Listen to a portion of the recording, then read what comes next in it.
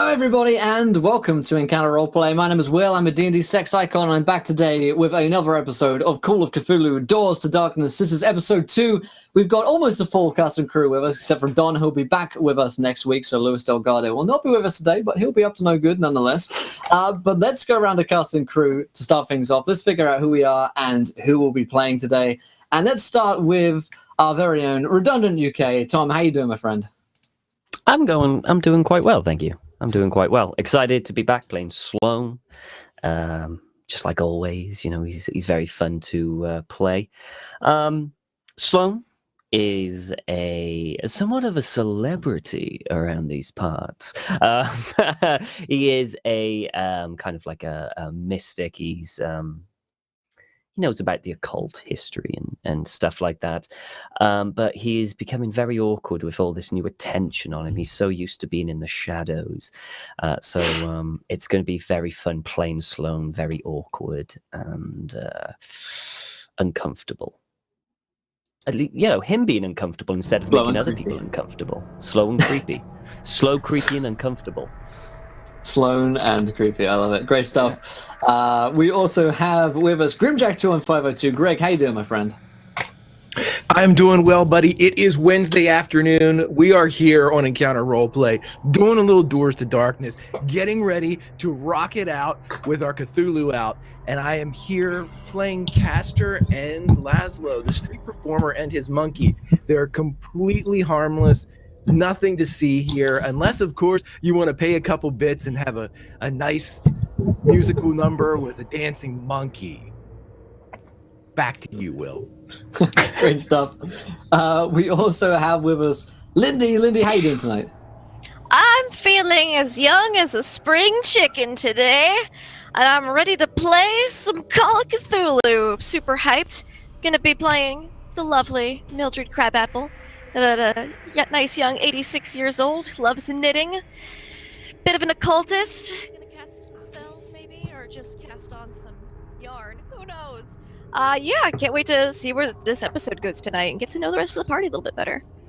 Great stuff. And last but not least, we have Pruitt back with us tonight. Pruitt, how you doing, my friend?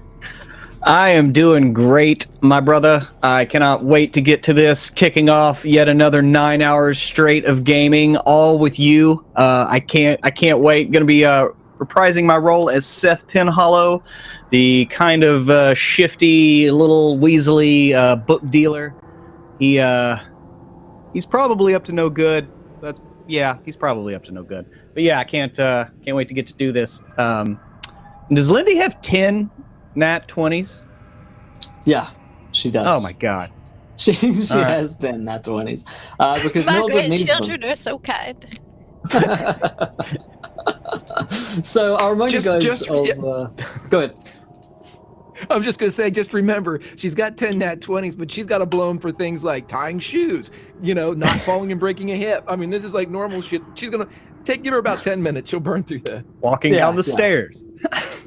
Walking up the stairs. Yeah, it's a tough old life for Mildred. But yes, before we dive into today's game, before I remind you guys what happened last week on the show, of course, I remind you that we're sponsored by fantasygrounds.com. You go over there. They are a virtual tabletop of choice, and you can use it yourself. You can try it out for free. You can buy different licenses, and you can play a variety, hundreds of different systems of games using Fantasy Grounds, and find people to play with there as well. Also, we are sponsored by dndice.co.uk. Go over their sites and save yourself 5% on all of their products over there, including dice mats, trays, and all that sexy good stuff, using the coupon code Encounter Roleplay, of course. And last but not least, we're sponsored by Wayland Games, where you can get 20% off all RRP on discount there for Warhammer minis, Warhammer 40k minis, D&D minis, Magic the Gathering cards. I sell a ton of shit over there. Go check it out and support the sponsors. Of course, you can interact with today's show as well. You can give players nat 1s, nat 20s, wild magic surges via donations. You can also, of course, follow the show if you haven't yet. 20 followers equals a viewer decision where you guys get to decide something which happens next. Also, the tweet is here for you guys, and at 20 retweets, we'll have another viewer decision. So interact with today's show, have fun with it. and we're going to have a good time today. But let's remind you guys what happened last week on the show, because it was an eventful first episode of Doors to Darkness. Of course, with characters like these, you're bound to have a pretty wacky time. So the party are employed by Caligula, and we're set in the late 20s. And Caligula is an organization now working out of London, England, who fight against the occult, occultists of ill repute known as the Symphony. The Symphony are not particularly nice people. They are essentially Nazis, and they also work with eldritch beings and gods, and they are white supremacists and pretty much confirmed totally evil at this point. Whilst Caligula's methods may be somewhat, they work in the grey areas of morality. Nonetheless, our party have been hired by Caligula, and Eric is their main point of contact. Sloan returned after 2 years away, having spent it in hiding with the Necronomicon. He has now chosen to return to Caligula, and after a psychological evaluation, which involved a lot of shock therapy, he's been sent back onto the front lines. They have been sent to find one James Fraser, who has gone missing. He is the son of a very important banker and very important investor in Caligula, his name is Gerald Fraser. He's a big backer of Caligula, so they've sent their best on this mission into Arkham, Massachusetts, to find James, who's been missing now for almost 2 weeks. He's so important and so influential that they need to send their best on this mission. And of course, Arkham has been known to be a very dangerous area because agents of the Symphony are active in that in the Miskatonic Valley almost at all times. They were flown over, and they've started to investigate the potential crime that may have gone on, the potential disappearance, kidnapping, who knows, murder of Fraser. And they started off by getting a bit of food in Arkham. Now, seemed like a good idea, of course, but I went to the Black Dahlia Jazz Club. At the Black Dahlia Jazz Club, after eating some fairly mediocre spaghetti and pasta dishes, they met with a man known as Prospero, who wears a mask over his eyes at all times and seemed to know a lot about the party, seemed to be very interested, particularly in Sloan, who is known amongst occult circles to have the Necronomicon, or at least have had the Necronomicon at some point in time. He invited the party to stay with them at the Black Dahlia, offering them free rooms, just free of service, because Mr. Delgado was there. Of course, he's one of the most rich people in our time at the moment. He is truly megabucks. So Prospero has offered them with a somewhat predatory glare and has interested various members of the party with promises, such as Seth. He's very interested in talking to Seth about his book collection. He may be a possible buyer, being interested in curios and the occult artifacts himself. And at the end of the last episode, we just had a very interesting moment with Castor, who he and his monkey Laszlo had a little brief scene in the bathroom as they went away for a minute. I'll let you guys catch up and watch that last bit if you haven't yet, but we'll leave that fairly ambiguous for now. Sloan, however, whilst everyone else is staying at the Black Dahlia, has exited the place. At this point in time as well, Louis Delgado has gone into his room and asked for some privacy for some time. He has in fact left a note for you guys. As you guys, we'll take it like an hour or two since last we actually picked up. But he's left a note for you, which says, "My newest and dearest friends, business has called me away for the day, but I wish you well in our investigation. I will check in with you soon. Please leave a note if you require any resources that I may be able to provide upon my return. And do take good care of yourselves. I hear that Arkham can be a dangerous place. Your friend in the strange, Louis."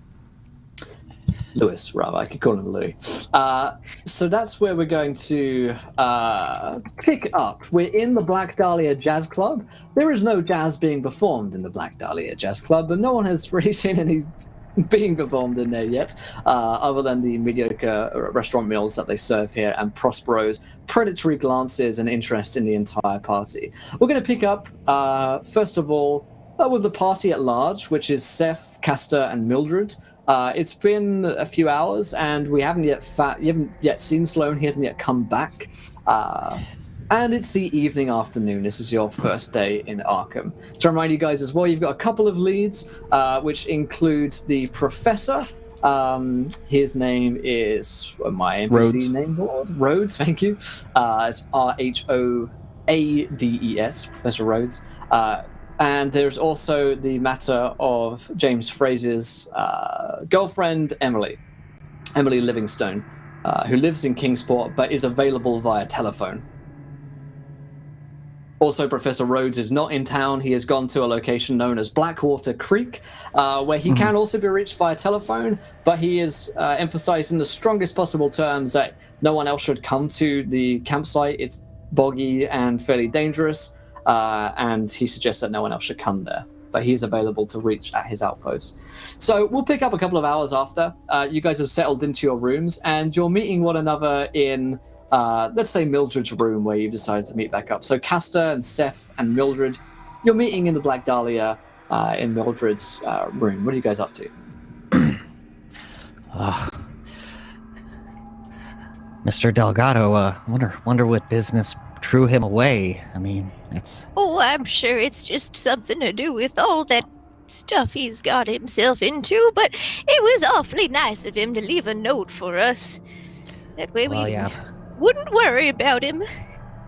I've always heard that. Always leave a note. Would you like some cookies, by the way? I happen to have some extra. Oh, yes, I'll have a cookie. Okay.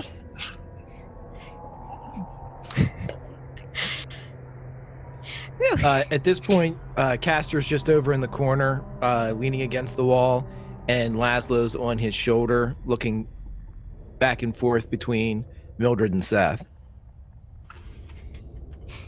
Oh, what about you, Castor and Laszlo? Would you like any cookies? Anything you'd like to do specifically this evening? Where's Sloan? I saw him leave, but I'm not sure where he went. We could go look for him. He just needed a few minutes to himself. The boy doesn't seem to be taking all this attention very well. I think he's a bit of an introvert. But it has been a couple hours, so I suppose we should check in on him. He pushes off the wall. I'll go find him. Do you want some company? No, Miss Crabapple, why don't you and Penlow here, why don't you call the girl? And he walks out. Oh, all right. Yeah.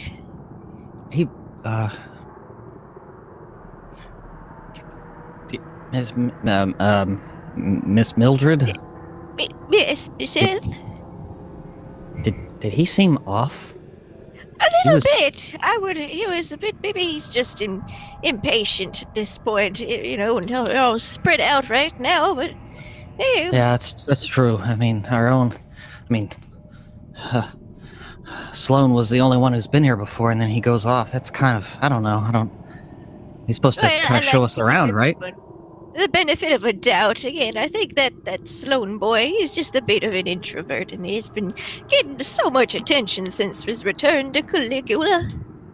Well, I mean, if the rumors are true of what he found, I mean, I can understand all the attention. Would you like to call the young lady? Maybe more soothing voice might help her. He's the first person who read Necronomicon. But yes, let's call the little young I'm sorry. lady. You okay? Well, I'll talk later about it. All right. Now let's So see. you guys do have a telephone in each of the rooms, and you do have the number for Miss Emily Livingston, so you can rotary wind that bad boy up and give her a ring if you like. Yes, let's do that. We should probably write down a few questions so I don't forget to ask her anything, Mr. Penhollow.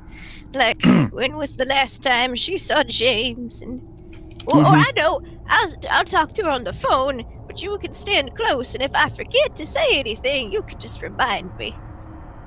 Yeah, sure. That'll work. Yeah. Okay. All right. Let's see. Here we go.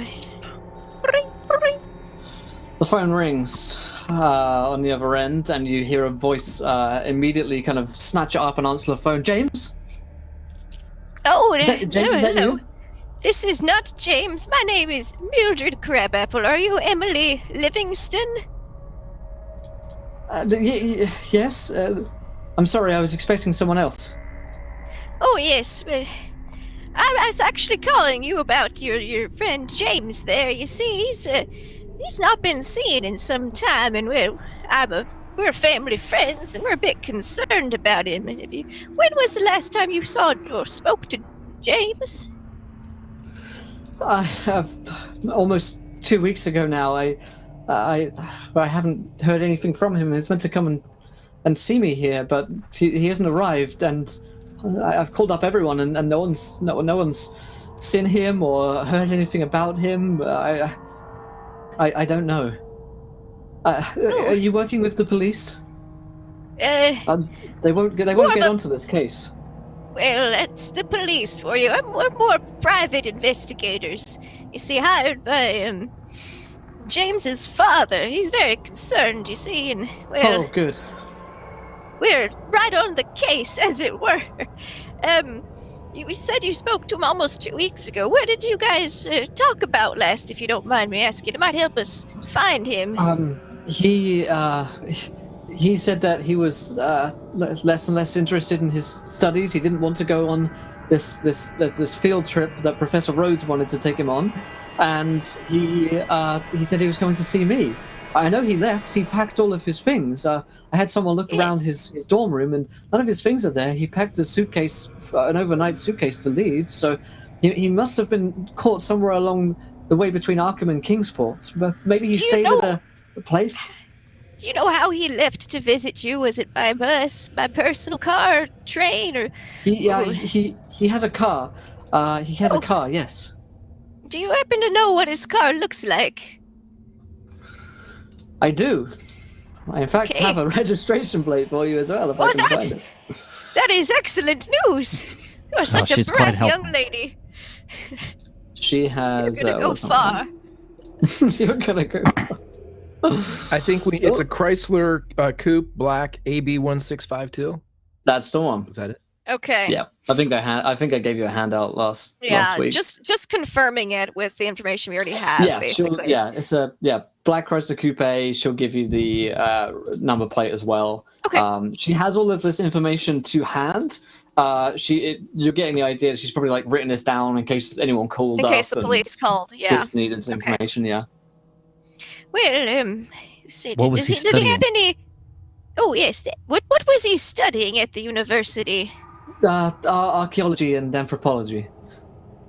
In the Miskatonic Valley, the Professor Rhodes wanted him to go on a dig, but he's been less and less interested in his studies. He just wanted to come and see me, so I just, Did he have any good friends at the university we might talk to? We might have some idea about. He had a friend's Travis. Travis. All right. Travis yes. Bryce. All right, and let's see here. Did he mention why he was getting less interested in his studies? Was it because some of the other kids? Was he being bullied? Was the professor picking on him? No, nothing like that. Good. His father was keen for him to join the family business, and so was James. There's a lot more money in it. Ah, I see. All right. Well, let's see. Just kind of turns to Seth. Like, do you have any more questions? I think that covers it. All right. I really think he must have stayed somewhere overnight. You can't he wouldn't have camped in his car. You should check to see if there are any motels around between here and Kingsport that he could have stayed at. Will do. Yes, we just arrived in Arkham to start the investigation, so thank you so much, young lady. Would it be all right if I called you if we found anything or had any more questions? Please All right. do, yes. It was a pleasure speaking with you. We will keep you updated. Bye-bye now. All right, so as you're having that conversation, Castor, you're headed downstairs to get out of the Black Dahlia and find out where Sloan is, correct? Correct, yes. As you head down into the kind of main sort of ballroom / restaurant area, it's not long before Prospero steps back into your way. Not physically stopping you seemingly that much, but he's clearly in your way and wants to speak to you. You see again the sort of mask on him and the smiling face. Ah, Mr. Castor, wasn't it? How are you feeling? I trust that your stay here is adequate. Amazing. Good. Is there anything I can help you with? You look like you're in a rush. Just heading out. Of course. Well, you have fun. Look after yourself out there. I'd hate for your friend Sloane to go missing like so many others around here. Have you seen him? No, but I could send out some help to look for him. I don't need any help. Of course. And you go ahead, Mr. Castor. Why, you're looking a little under the weather. Make sure you get home before it's too late. I'm right as the rain. He walks out. Okay. Where'd you go looking for Sloane? As soon as he would get outside, he would turn and almost throw Laszlo off his shoulder to the pavement and just jerk his head, and Laszlo would climb up the buildings and begin to kind of lope from rooftop to rooftop. He's going to use Laszlo to kind of indicate if he can see Sloane, and he's going to follow on the ground level, and he's just going to go out and head right, head towards like the heart of town or whatever. Absolutely. You can roll me a spot hidden here. I can do that. I'll be... My fancy round is updating. PC. Go ahead. Okay, I'm gonna have. Can I have? I'll have Laszlo roll one. Mm-hmm. Nope. And then I'll have Castor roll one. They rolled 88 and 85. They are in sync. Yeah. You spend. They say nothing. Yeah, you spend a little time around the Arkham, just sort of searching, probably asking a few people if they've seen someone like Sloane. Sloane, where are you at the moment? I probably went to Cardboard Town just to relax and get some peace and quiet for a bit. But once, after about an hour or so, he probably would have gone to the library to do some research. Okay, what have you been researching? Primarily, I'm looking at, because I've just had such a short time, the first thing would be to look at maps from Arkham to Kingsport. Anything along the way? Anything that sticks out? Yeah, roll me a library use. Alright, library use? Okay. Here we go. Oops. Here we go. Okay, that's a hard success. I rolled a 16. It's nice. So, yes, it is not long as you're searching through. There is actually not a lot of motels between Arkham and Kingsport. It's an area which people just drive through and no one really wants to stay at. You do, however, find one motel. The only motel that you think that Fraser probably could have stayed at is a motel known as the Squatters Lake Motel. And that is at Squatters Lake. Motel. What a lovely name. So it's like something out of a horror movie, isn't it? Right next to a lake as well. Beautiful. Okay. There isn't any noticeable landmarks around that vicinity that I've discovered yet. Previously there was a specific hill in the whole valley that was supposedly for rituals and stuff like that. There's nothing that's like local rumor or something about anything on this road to it. Yeah, I'll let you roll me another library use here. Okay. See what you can turn up on the Squatters Lake. Let's have a look. Oh dear, no, I failed that. Rolled a 98. Yeah. Bloody hell. You're gonna need to. You're gonna need to spend some more time looking through. It is a particularly obscure location where pretty much nothing has happened that you've been able to find so far. Okay. So he's essentially just going to do that. He's put his head in books all day and see what he can find. Eventually, Castor will come to the only public building that he hasn't been to yet and find you here. Castor, by the time you find him, it's probably quite late. But you find Sloane deep in study. He just stands and kind of crosses his arms and leans up against the end of the nearest aisle of books. I'm going to roll a spot hidden because he is absolutely in his books. He's in his study. Okay, so yeah. So he basically, I success. So he basically sees you. It's probably the first movement you've seen in a while. Yeah. He looks up and tilts his head slightly and... Hello, Castor. You're a hard man to find. I'm more used to sticking to the shadows. I prefer it there. It's not safe here. In Arkham? Anywhere. Oh, I'm well aware. But I've been studying, you see, for the job. Have you found anything here? I found you. Yes, that's true. And what can I do for you? Are you here to help me? No.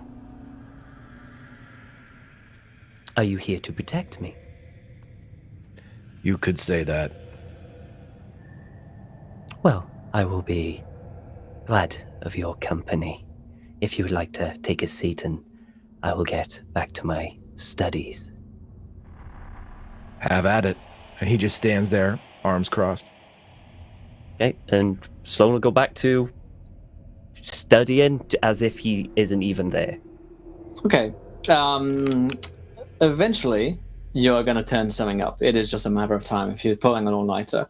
I won't make you roll for this one. Unfortunately, I can't show this to the stream yet just because I'm on different PCs and one of my PCs is updating Fantasy Grounds and that's the one I'm capturing Fantasy Grounds on for you guys. But I will share this to the players and you can read this one out to the stream. You should have Handout Servants 1, A Native History of England, Sloane. On your Okay, does it Fantasy start Grounds. we're a tribe?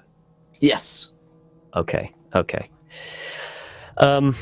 We're a tribe called the how do you pronounce that? Abenaki? Abenaki, I believe, yeah. Abenaki. Called the Abenaki, who lived in the Connecticut River Valley in Vermont, New Hampshire, Massachusetts. The Abenaki originally owned the land around Squatters Lake, though they were driven away by English settlers in 1722. Originally named Honki, oh my word, Macaz? The crow, by the Abenaki due to the abundance of crows scavenging around the lake. The settlers found that moving there was a bad idea due to the poor fishing and hunting in the area. Also, the surrounding hemlock trees were worthless for burning, and the untreated wood of their houses quickly succumbed to rot. The settlers moved further north, leaving their settlement behind, and over the years the decrepit shacks became homes to vagrants, escaped slaves, and deserters from the army until they were finally swept into the lake in a flood in 1805. Locals living near the lake began calling it Squatters Lake, a name that survives to day. I'm assuming that means, sorry, there's dice at the bottom of it that I can't see. To this day. To this day, there we go. Oh, I didn't know you could move the dice. Okay, there you go. That's where you turn up, and that is the only record that you can find on Squatters Lake, and you've been in here probably like 9 hours now.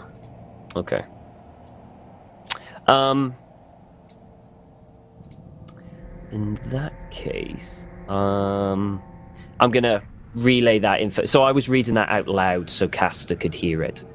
And I'll go, Sure. That seems to be all I have picked up on James's journey. This seems the most likely location that he stopped off. If he stopped off.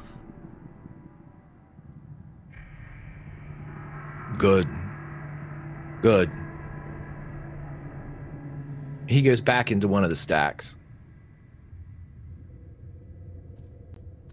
A moment later, he comes back out. You want to get some breakfast, Mr. Sloan?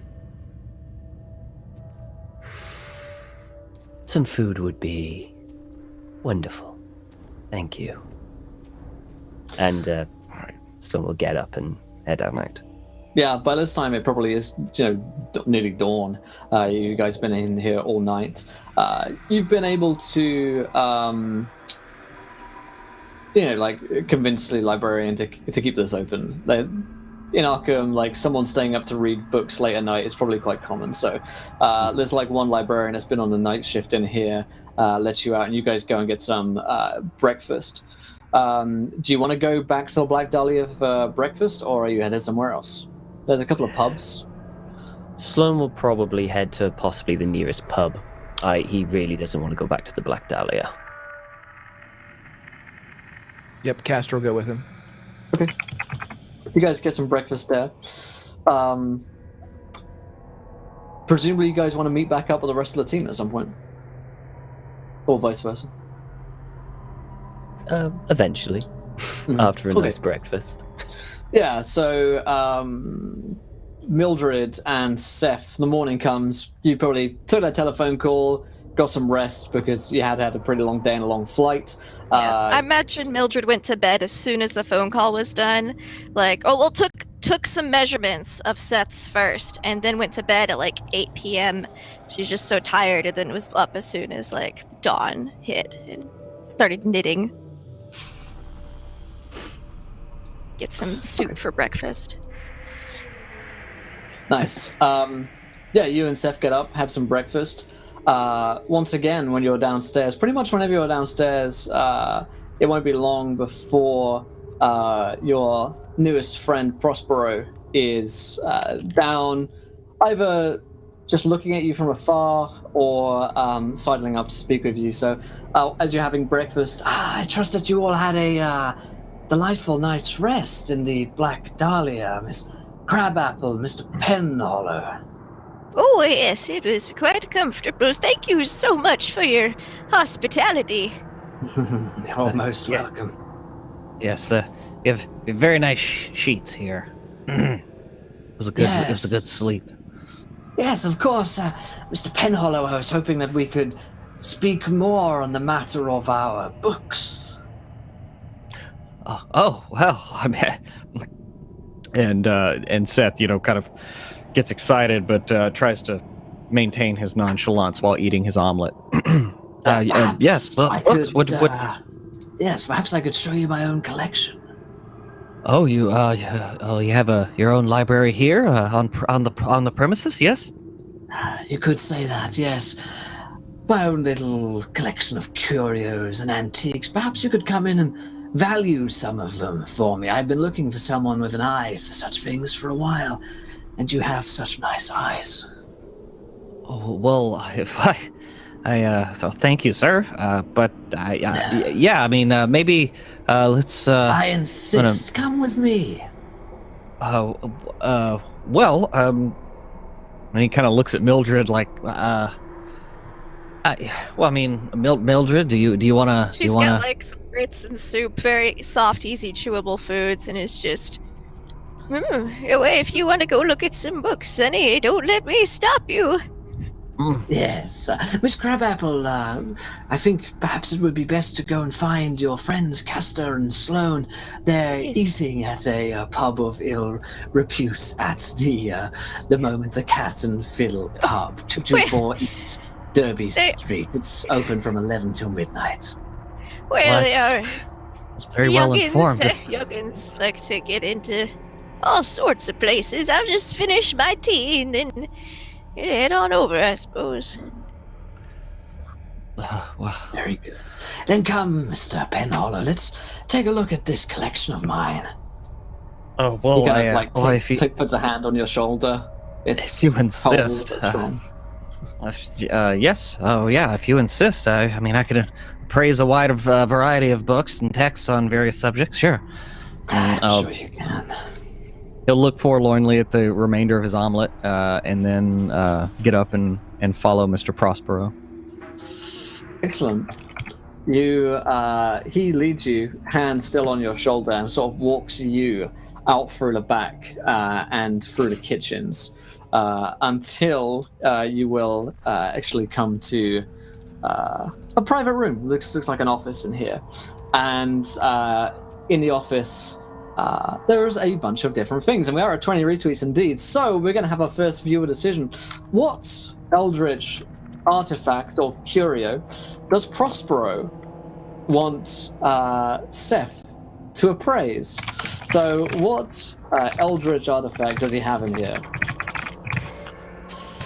Under your outline in chat, throw out some ideas. Kenny, if you wouldn't mind getting the straw poll together for me, that would be amazing. Thank you. Yeah, he starts leading you in here. We're going to cut back to Mildred. Mildred, you watch as Seth goes away. What would you like to get up to? I wait after you a eat your few breakfast? minutes to sip my tea and make sure I don't hear any screaming, because that Prospero fella, something's off with that boy. And if I don't hear any screams, then I'll, finish my tea and then get my walking stick and hobble over to the black cat, or the cat and fiddle. That's what That's it the was. one. That's what it is. You find it after not too long, and indeed inside you'll find Sloane and Castor eating breakfast. Ooh, good morning, young fellas. Miss Crabapple. And he goes over and helps her. Oh, you're such a nice young man. Thank you, Castor. And she'll sit down and pull out her knitting and be like, "Oh, now I'll just have you boys know that Prospero fella knew exactly where you all were having breakfast, and I found that a tad disconcerting. I don't know if you told him this, and if so, then it's much less disconcerting than I had originally thought. But I just felt like you all should know." I have a feeling that he knows a lot that goes on in this town. It's best not to dwell on it.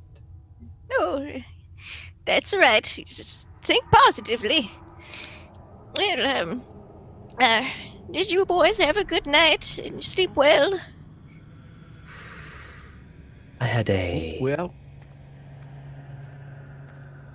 Go ahead, Castor. I was just gonna say I caught a nap, but Oh, we were in the library. Yeah. oh. I've spent many a night in a library myself, back when I was younger, though. Did you learn anything interesting? Yes. Fairly interesting. I discovered a potential location of where our man James could have spent the night. Interesting. I spoke with his lady friend on the phone last evening, and she suspected maybe if there's a motel on the way, he might have stayed there. But aside from that, she basically just confirmed that all the information we already have is correct, which I like to do because sometimes you get these facts, and they're not actually facts, they're just fantasy. Yes. It is most likely he stopped off at a motel called Squatter's Lake Motel. Would you like to guess what the name of the lake is? Squatter's Lake, I would guess. Very good. Well, would Mildred have heard or know anything about Squatter's Lake? No, Nope, no. okay. It's there's almost nothing has happened there unless you're Okay. bizarrely familiar with like 1805 Abenaki history. Nope, that's which a is- little bit before my time. Go back forward Just a a little little. bit, about 40 years, and then I exist. Yeah, okay. She'll be like, oh, well, I suppose that's a place we could stop at today. We get everybody together. I believe Mr. Delgado is still on business. But, you know, unless there's anything else we'd like to research in the library. Did you find anything, Mildred? Ooh, From the unfortunately, girlfriend? she's very concerned the police won't take this case. And Mr. James, he was becoming less and less interested in his studies, and I think the final straw was when that professor fella wanted him to go on that field trip expedition. And that's when he said he was going to go visit her instead, and he hasn't been seen since. So it might be worth checking out his room just in case someone's missed something and before heading out. So it was I a agree. sudden decision to go visit his girlfriend. Yes? It seemed a bit like that, yes. Interesting. Where's Although, the, at that age, most young men are constantly thinking about their lady friends. the Dr. Rose, where's his excavation site? Is it between here and Kingston? Or Kingsport? I didn't ask that. No, I think you would notice, however, from what Eric's told you, and you could just look up a map while in the library. There's plenty of maps of the area. Blackwater Creek is far out to the east. So Kingsport up west, Blackwater Creek all the way out east. It would be going far out of your way, and apparently is incredibly difficult to get there. Just due to how boggy and how difficult it is to get around there. So going there is going to be difficult. I feel that our next move should be one of two things. Go into James's place of residence to see if we can find what gave this sudden urge to see his girlfriend. And two,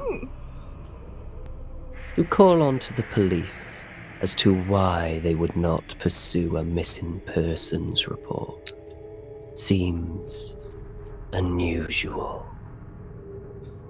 Does it not?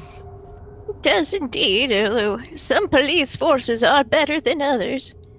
Yes, the Arkham police forces, well, when I was here last, somewhat limited with numbers after a certain incident. I'm not sure if they've gotten any better, but we shall see. Well, I guess we'll find out. Where is... what's his name? Seth.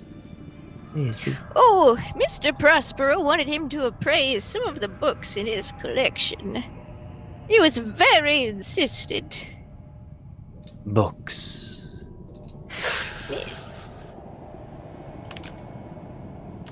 It might be a good idea to get him from there before he looks too deeply into any book. I completely agree, but I felt like I needed some backup. Not just Then me toddling in after him. Then perhaps we should go together. If you wouldn't like to have some breakfast first, Mildred. Oh, I already had a bit of breakfast, but I could go for another cup of tea. Then we shall have a cup of tea, and then go get Seth. Rip Seth. It's all going back to Circle 1 where me and Tom just get tea It's amazing. before doing Yeah. anything. All right, so let's go with Seth, and let's see how he's doing. So Seth, you're back with Prospero. This is a good thing, and you're with him. In fact, I can now share with you guys the Abenaki sheet. There you go. In case anyone actually wanted to read that themselves, or if anyone at home is taking notes for our own games. You go with Prospero. Once again, slick back, white hair, looks like incredibly, like it looks like it's been bleached white, and the mask across his eyes, beautifully tailored suit, lets you into this room filled with books and curios all around you. You can make out that this is clearly a collection which maybe even rivals your own, and this is thousands of dollars in 1929's currency worth of stuff. It's clearly big money as well. It says, well, it's not too much, but I thought maybe you could take a look inside a couple of these and just let me know what the market value might be. I'm trying to get rid of a few, you see.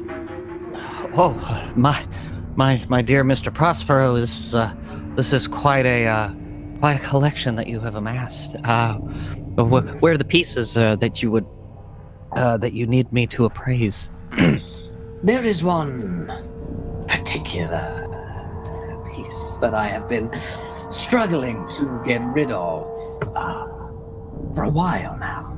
And he goes into a chest and brings out this baguette-shaped item. It is not a full baguette. It's like half. It's like half a baton of French loaf. However, it is not actually made of bread. It looks more like a tortured dark wood, and or stone. It looks a little bit like wood, but it could even be stone. It is something which you haven't yet really seen before. As he holds it, he actually wears his white gloves on it, and he kind of just brings it out, and it's probably about yay big in his hands, and he kind of hands it to you to inspect. Before I pick it up, I go into my own little satchel, and I pull out some white gloves and put them on. Oh my. And he also takes out a different pair of glasses and switches them out, and let me see this, and I'll take the half baguette petrified stone piece and begin just kind of looking at the exterior of it and analyzing it. Yeah, you got an appraise. All right, so it's going to be a regular success as I look at that, and I'm just going to ask, just casually as I'm looking at it, have you had anyone here? There's a university. Have you had anyone look at it here? No, I haven't had anyone look at it. It's a personal piece that I don't let many people touch. But you, on the other hand, I could tell that you've got a knack for this, don't you, Mr. Penhollow? Your appraisal of this item, as Prospero still has his hand on your shoulder. He has not let go of the hand on his shoulder, despite the fact he's gone and reached into this thing. He's very close to you. And your appraisal of this item is that it is a piece of meteor. Some kind of far alien stones of this planet, something which has come from space. You don't exactly know where, but it certainly is eldritch in that nature. And it's probably been on Earth for a very, very long time. So this predates humanity. Oh my! So yes, that's definitely this piece of meteorite. It's common over parts of Russia.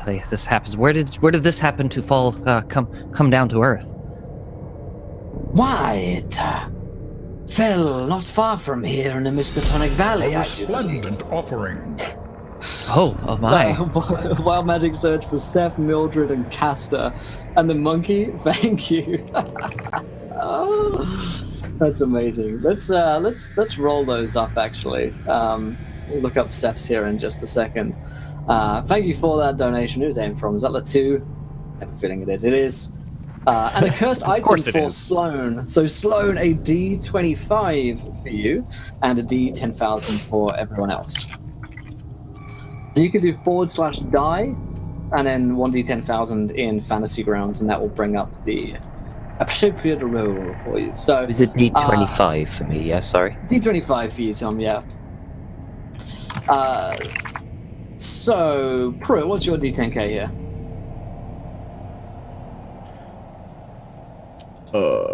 What? I didn't do it properly, apparently. /die space 1d10,000. Looks like we got others. Let's see. Caster's got his. I'll look that up real quick. 9506. Again? And Will, you said that Castor gets one and Laszlo gets one too, as well. That's right. Yeah. So the first one be Caster. Yeah, first one's Castor. First one, Caster. The next weapon nearby to draw blood winds up at the bottom of a well. Okay, it's getting my magic item notepad. Your one for Laszlo, 2967, is if Laszlo is hit by a bludgeon on a natural 20, Laszlo suffers no damage. Alright, I'm taking note of that one. That could be useful. And Mildred on the 4919. Mildred, you acquire a new language and you refuse to speak in any other. Alright You can decide what language you've picked up. It's up to you. And then Seth, I finally got it right. Nice, nailed it. Each day, Seth wakes up unable to see his allies for 1d4 turns. So about like 20 seconds or so. You can't see anyone, and then they sort of like load in. So it's a bit like, you know, like they haven't really, the textures haven't loaded in, and you wake up and you're like, you got 20-second boot time, and then you see them like, oh, there they are. You can still hear them and everything. And then Sloan 2. Oh, you get that sick blood metal rod, which can plagues you with voices in your head. Oh, nice. Okay, this is the one that I believe Kip had last season. I'll put the text for you there in the call chat, Tom. But Okie dokie. Basically, this is probably something that you found and or created in your time in the extra dimension that you were in. And it is a weapon which can be used against the horrors, basically. So it is effective against creatures with armor and magical armor.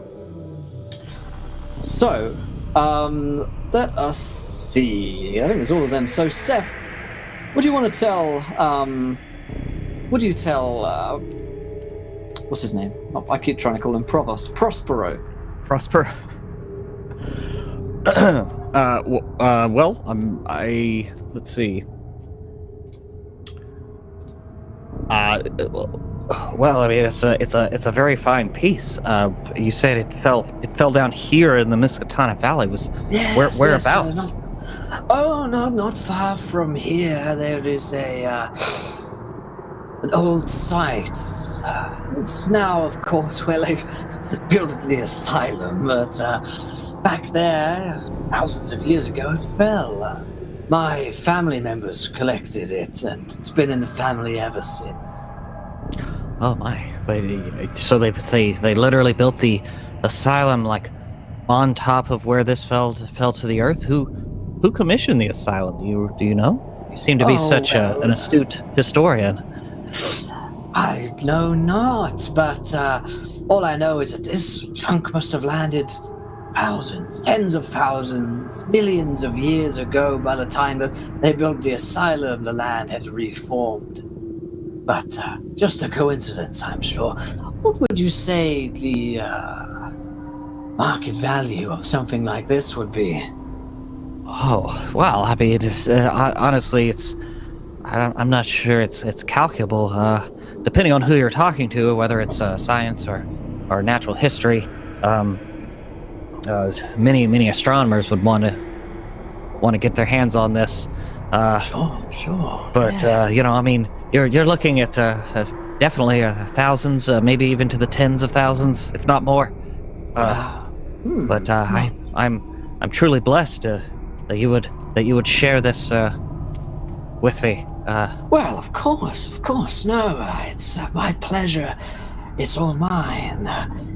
Tell me, do you think that we here could strike up a deal? I'm not interested in coin or anything so vulgar as that. As you can see, I have plenty of coin here, but information is what I trade in. my lifeblood here. And you are a very interesting man, Mr. Penhollow. Very interesting indeed. Well, thank you, and you obviously are a very informed man, Mr. Prospero. I try, and the way I stay informed is through a series of contacts, a network, if you will, of individuals, little birds, I call them, who chirp, chirp, chirp, and speak to me occasionally about interesting things that are happening in Arkham or elsewhere. There are many of us. We trade information with other organizations, not unlike your own.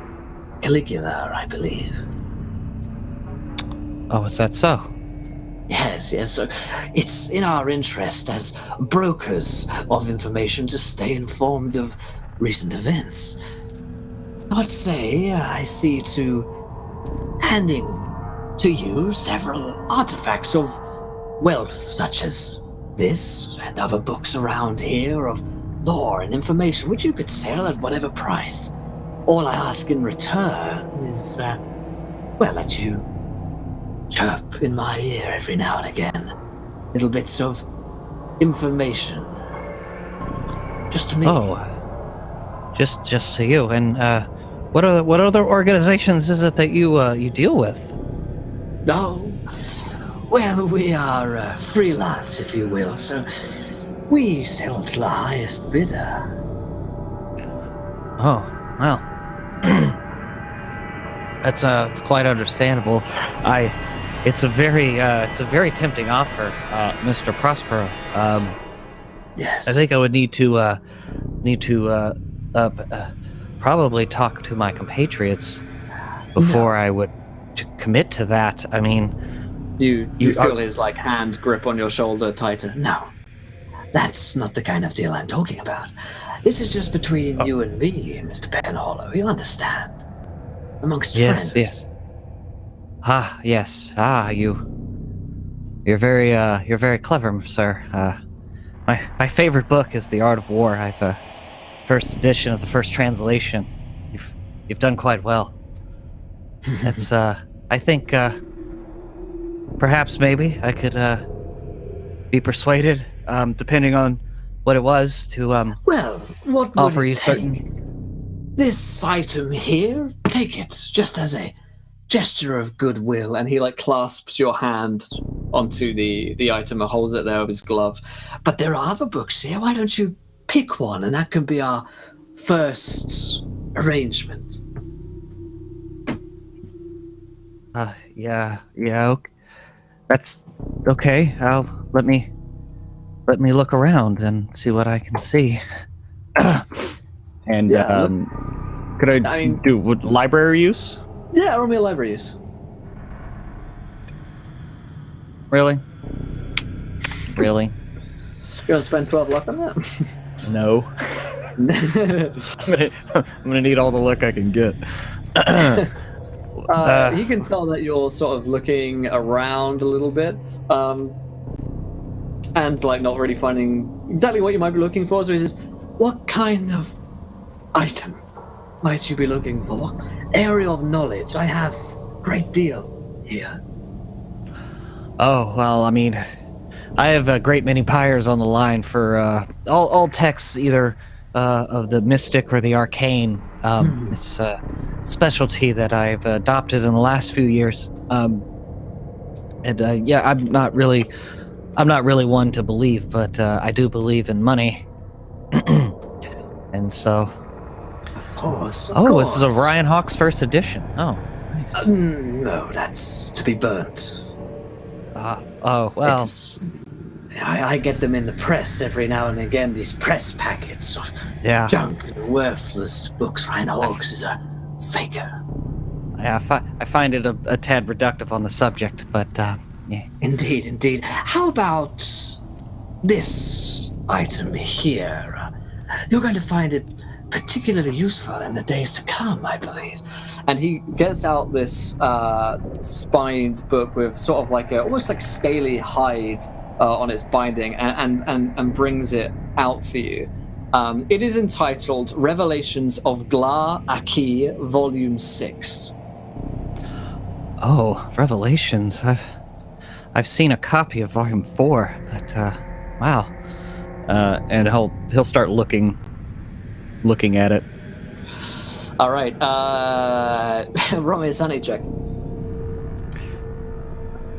Alright. Yes, Volume 5 was disappointing, the Order of the Gla Key, but in Volume 6 they brought it back a little bit. Oh, I certainly hope so. The You hate to Prisoner see of as the Gla Key is my favorite, and the Gla Key Stone is excellent as well. The Chamber of Gla Keys. So, well, yeah, Goblet of Glarkey was a little bit, I don't know. It's just you could see the end coming. So, it's 50 Shades of Clark. You are going to roll me a D. Actually, in fact, I'll roll you a D3. You lose 2 points of sanity as you start reading through this book. And I will share this sheet for you guys. That should pop up there. So, it is in fact a spell book. And a pretty nice one as well. It details in 9 folio volumes. Revelation of Glarkey were published by subscription. The last volume, published in 1865. It is rumored that 3 other volumes are written and circulated privately after that time. Each volume was written by a different cultist discussing various aspects of Glarkey, its cult, and associated entities. Volume 6 discusses Glarkey's cult duty to spread Glarkey's influence across the globe and contains instructions on how to create an avatar of Glarkey at another location. This is going to take 4 weeks to study and contains the spell Contact Glarkey.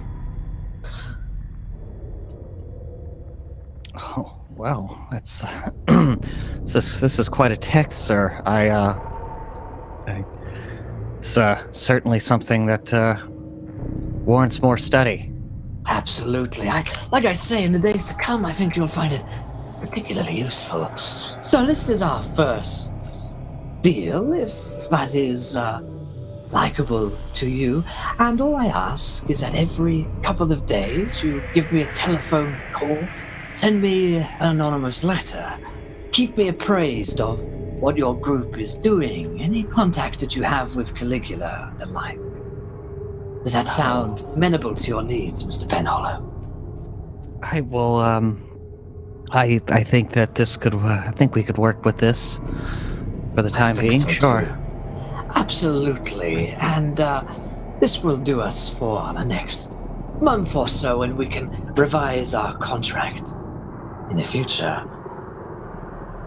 Well, thank you. And once again, I appreciate the opportunity that you've presented.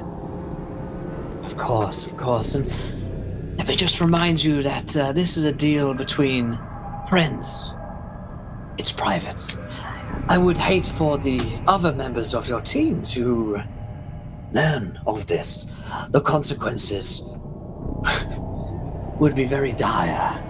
Let's just say I haven't eaten in some time. Well, I mean, don't you have a full kitchen? That omelet was delicious this morning. All these stocks have been draining for a while. Oh, I could always do with a top-up. right. Well, you don't need to put too fine a point on it, sir.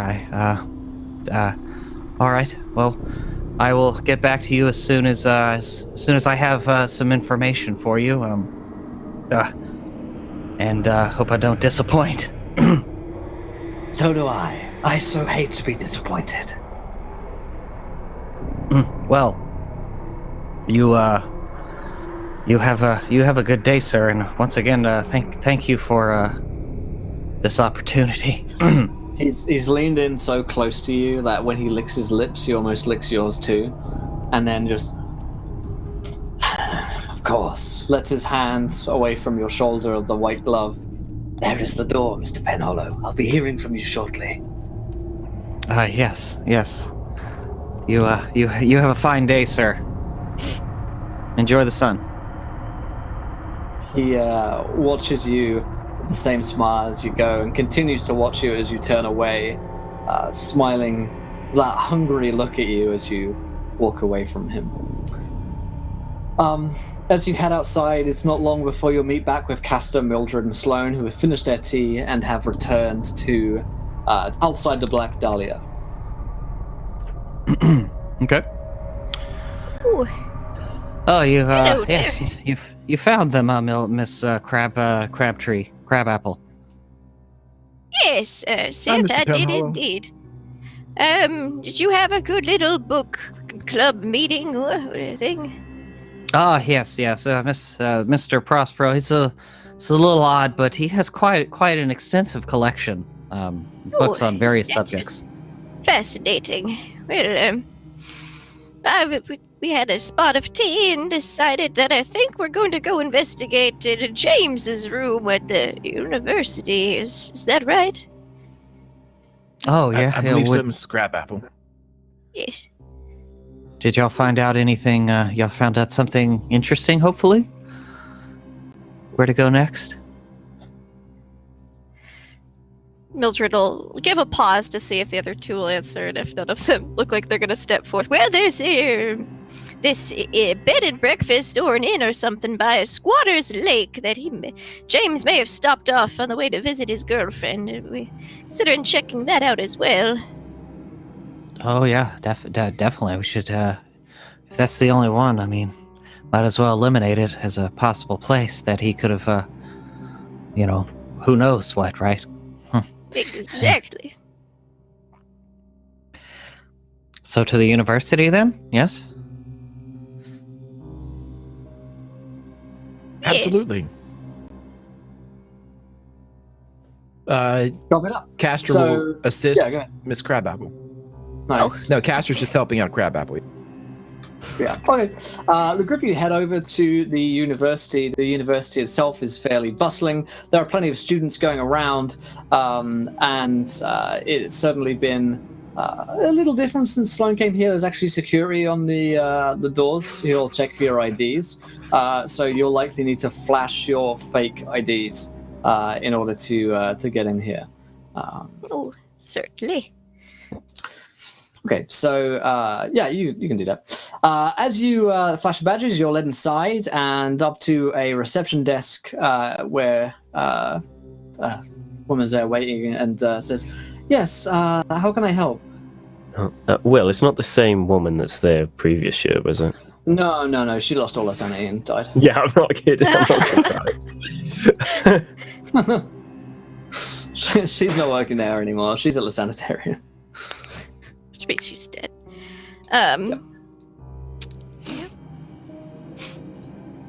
How can I help? Oh, well, good morning, young lady. We are here to investigate or take a good look at young James Fraser's room, if you wouldn't mind. Out of interest, which IDs would you have flashed? You do have like federal IDs, but you also have like, we are just interested scholars IDs, and we've come here to look at the university. Oh, I think we've gone federal. Yeah, I would probably have gone. federal. Yeah. In that case, she's a lot, like stiff of back and a little nervous as you guys walk in. You don't look like feds whatsoever, but the IDs. I don't know what you're talking about. It's because we're undercover. Yeah, the IDs do not lie. They kind of check out. She may even have like a telephone conversation with the local police as you come in to like check that your numbers work out, and they do.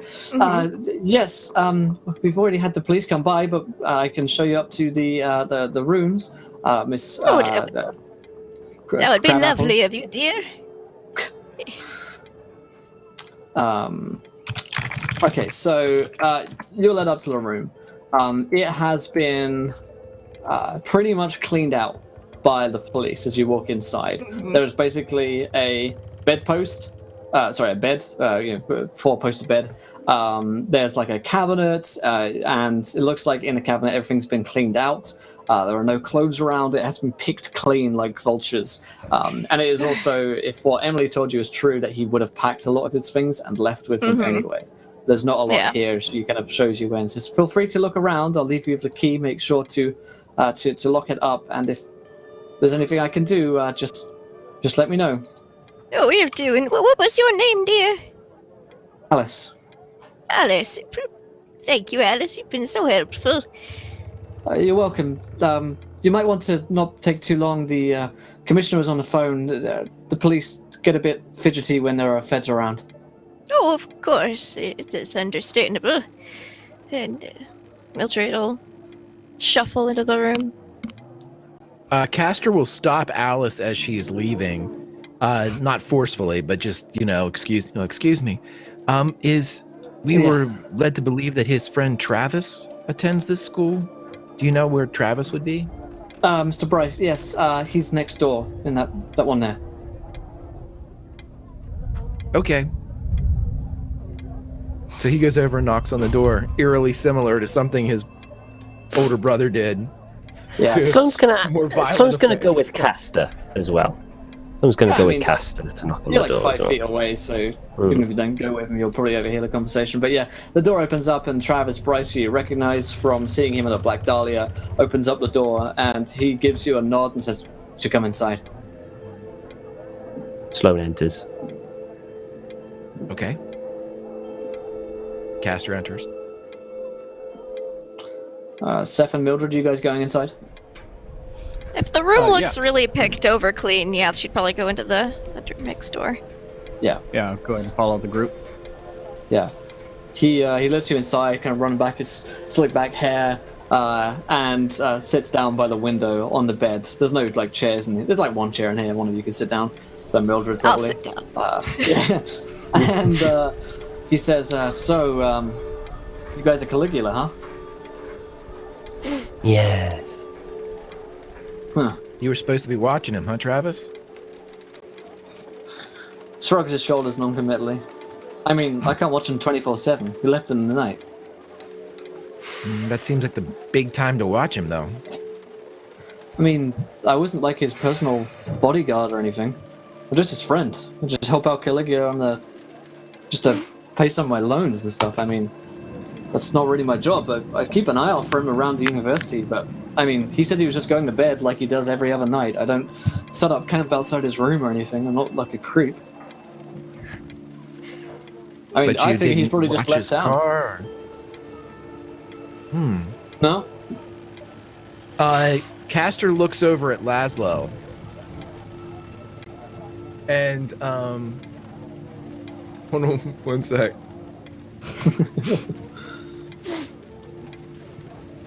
I'm gonna spend 5 luck. Mhm. Is he lying about this?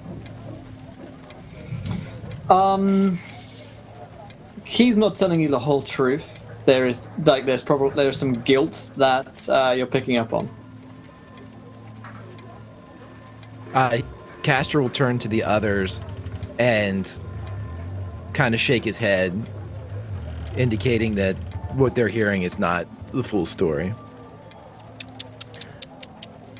Now, son, you should really know that Caligula is a global organization. So, when they pay you to do something, you should do it right. I mean, is there anything you can tell us about what time he left, or did he talk to anybody? Is there a reason why he would just take off? You gotta have something. He sighs for a minute. Is like, all right. So normally I do keep an eye out for him at night, make sure he doesn't leave or do anything crazy. He's been talking about leaving a lot recently, so I've been keeping an eye on him. But I got this. Magnanimous dispensation. God damn it! Let me go look at this one. He's about to say something and he screams, "God damn it!" as Eldritch forces attack. Thank you to Isri for the £50 donation. 2 boss monsters, 1 wild magic surge for Seth, 1 for Sloane, a magic item for Castor, and 2 wild magic surges for the Keeper. I am not evil, I promise. So Seth, you got a wild magic surge. Sloane, you got a wild magic surge. caster's going to get a magic item, and 2 for me. I'm going to write down your magic item. Yeah. Won't come in just yet. But there we go. And I'm going to roll these 2 on our good friend, Travis Bryce. So, Sloan. Put down his river. Sloan, let's see, 1406. You must save.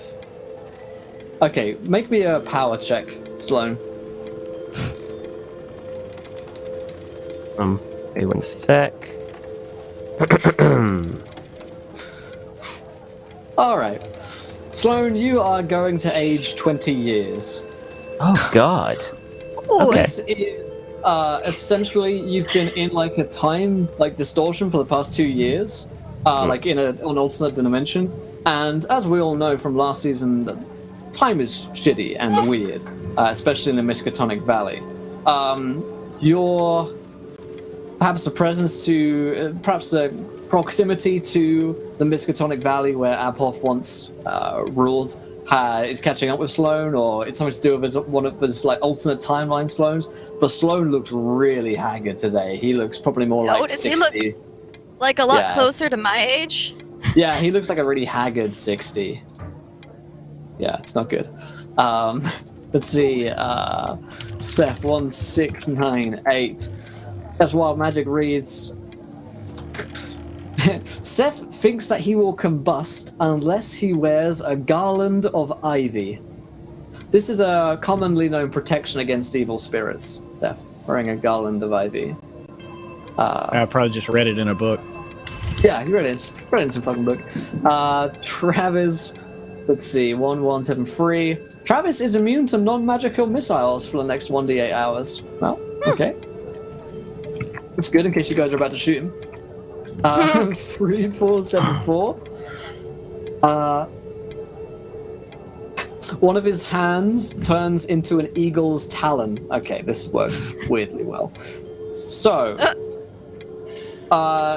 one of his hands has like been in his pocket the whole time, so you guys have not yet seen this. But as he's sort of confessing to you guys, you pressure him about. Normally I see him. Normally I keep an eye on his car and everything to make sure he doesn't leave. But the other week, I got a letter, and this letter contained a lot of money, and told me not to do that. And so, the night that he left, a couple of weeks back, I didn't watch him. I heard him leave, but I didn't do anything. Ever since I took the money, weird things have been happening to me, and I'm freaking out. And you guys are Caligula, so you can like deal with this shit, right? Have you never heard of stranger danger, young man? This is why you don't just go accepting money in random envelopes from random people. Hey, I'm just trying to get myself through college right now. Well, but kid, you can't just. You ever heard of that? You just can't take just random deals from people and do things just because. It's just not the way to function in this world. You have to have some kind of loyalty, you know. He's like, I know that now. What? Well, what would you say? Weird shit. What do you mean? Like, what kind of weird shit has been happening to you? He brings out his hand from his pocket, and he shows you this taloned hand. Oh dear. It has like mutated. There is clear signs of where his hand was once like normal flesh. Now it is not. It has kind of morphed into just looks like an eagle's talon, basically. And this like curse looks like it's working its way down his hand. And he said, "This has started like 2 weeks ago. Ever since I took that money, I'm becoming more like a bird or something." Seth, Prospero's words call back to you. "I call them my little birds. Oh, Jesus Christ. I mean, as Seth did just say that out loud. Okay. It is a bit disconcerting, but don't make that boy feel ashamed of himself. Who gave you the money? It came in just an unmarked envelope. There wasn't an address. There was no name. There was no nothing. It's just $1,000. That's a lot of money. You still have the money. His eyes go side to side. Maybe. Why? I mean, I'm not giving it back. And I hope you enjoy being a bird. Whoa, wait, are you saying that I have to give this back in order to stop this? Well, you should at least let us look at it, see if maybe there's some kind of enchantment on it. It sounds What like the- you've been cursed or did a deal. Either way, you need to break that deal. There's some kind of scientific explanation for this, I'm sure. Some Oh, virus or bug. Of course there is. But, Can I'm an someone take a look at expert in it? such matters. I would, if you could just let me examine you and this money or envelope you took it out of, I would be more than happy to give it a little look-see. I burned the envelope. It's sent to you. Alright. Right, well- but he will show you his like taloned hands. You Okay. guys could roll like a medicine on this, Can I Okay. roll? or an Sorry, go occult ahead, Lynn. if you want to know An any sort occult? of like. Okay. yeah. Yeah, that's what I was going to I'm ask. Yeah. super occulty. I can occult too. Oh, This is all not occult. with a 98. Just kidding. I had a hard success with a 19. Nice. I'm It's like- That's everyone occult. else. That's occult. Yeah, occult. This is definitely some kind of curse. Oh, yeah. And this is a curse which he's likely willingly entered into by the taking of the money. That is an exchange which sort of seals this fate. And it is particularly a curse which works upon people's greed. So humanity's own flaws of selfishness and greed are being exploited. You don't know who would have placed this curse upon him, how it's done. Presumably some Yeah. kind of spell. With knowledge of what it is, and through my studies, would I know that the way to break the curse is to give the money back? Could that be a potential way to break the curse? I mean, like, is there ways to break this kind of curse? Would I know that? There are ways to break curses. This isn't really your area of expertise. No. This is more like a voodoo, witchcraft area. Only I of had rolled better. occult magic. But there are ways to break curses, usually involving some kind of sacrifice or penance for having entered into it. Maybe even killing the cursor, whoever placed that curse upon them, or indeed just fulfilling an aspect of the curse.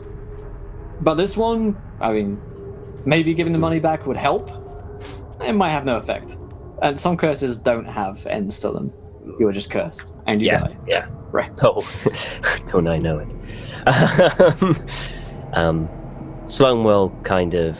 Sloan has been kind of walking around his room, kind of gently touching, like, tables and, like, going through soot and everything like that. Well, in my eyes, you have a number of options. Give back the money. Chop off your arm and hope it stops. Or enjoy feathers. The choice is yeah. yours. Maybe I could just give back the money. I don't think it's worth all this trouble. But who would you give it back to, though? That's the thing. Oh yeah, that's I'm true. sure if you ask around enough, someone will come forward. From the sounds of things, they keep their eyes and ears open. Do you think they'd willingly take it back? Do you think they'd do that? I have no idea. You can hope. He looks pretty shaken up. Okay. Well, Travis. I can try. Yeah. Travis, James, why we're here. Did he do... You said he was trying to get away for many times. For a few weeks before he left. Why was he trying to get away? I think it had something to do with... And you hear the shot go off from somewhere, not far, as he's sitting by the window. The shot goes through his temple and out through the back of his head, and his brains are blown out across the room. Immediately, as this happens, he just falls back dead, as some kind of shooter has just blasted off Travis's face. Well, time to go. Laszlo squeaks into Castor's ear, and Castor nods his head and goes, "Yeah, he doesn't have to worry about turning into a bird now." Sloane looks down and looks up. Perhaps we should leave. And he will turn around and casually Mildred's walk already, out the like, door. hobbling out of the room at this point. Oh my god. Wonder what he was guys going to wanna run? say. I'm assuming was the window open and the shot came in, or did it shatter the window and come in? Yeah, the window was open. Laszlo would run out the window. Okay. Laszlo can roll me a spot hidden.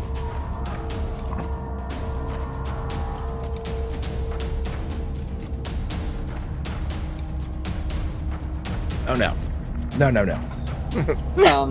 As Laszlo jumps out and looks for the shooter, it can't be seen. Whoever has done this has left, as far as Laszlo is concerned. Are you guys wanting to stay in the room, or are you looking to evacuate the room? Get out of the room. We should probably depart. We don't want to be caught up in Sloane this. is going to go into James's room one more time and kind of go around the wall and the floor just fairly quickly to see if there's any loose floorboards or anything like that. Anything that's out of place. Yeah, roll me a spot hidden. There are screams and shouts of panic as once again the Miskatonic University in Arkham is attacked, as it has been last time a few years ago.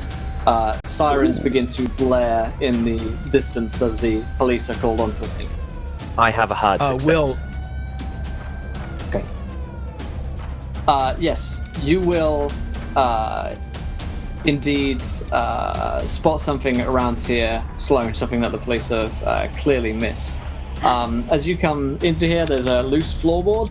Underneath the loose floorboards, there are books, about 3 of them. They look like journals. I pick them all up, pull them in my coat, and then leave. Oh, and I put the floorboard back. Okay. Will, is Travis wearing a Caligula ring? No. Okay. Yeah, so Castor will take off. Okay.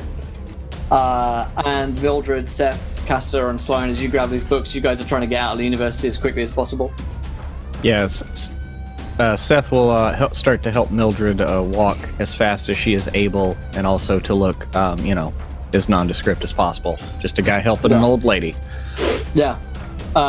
You guys get out of the university as swiftly as possible, and probably head out a back road out of the university, out through the back, past an old greenhouse which has been rebuilt in the past few years, and outside of the university. There are police swarming all over the scene.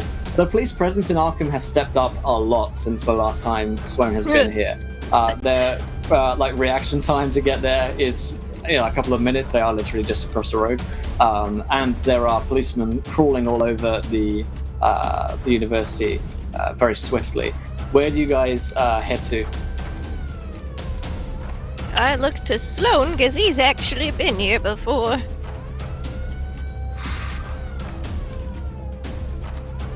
Follow me. And Sloane will go to Cardboard Town.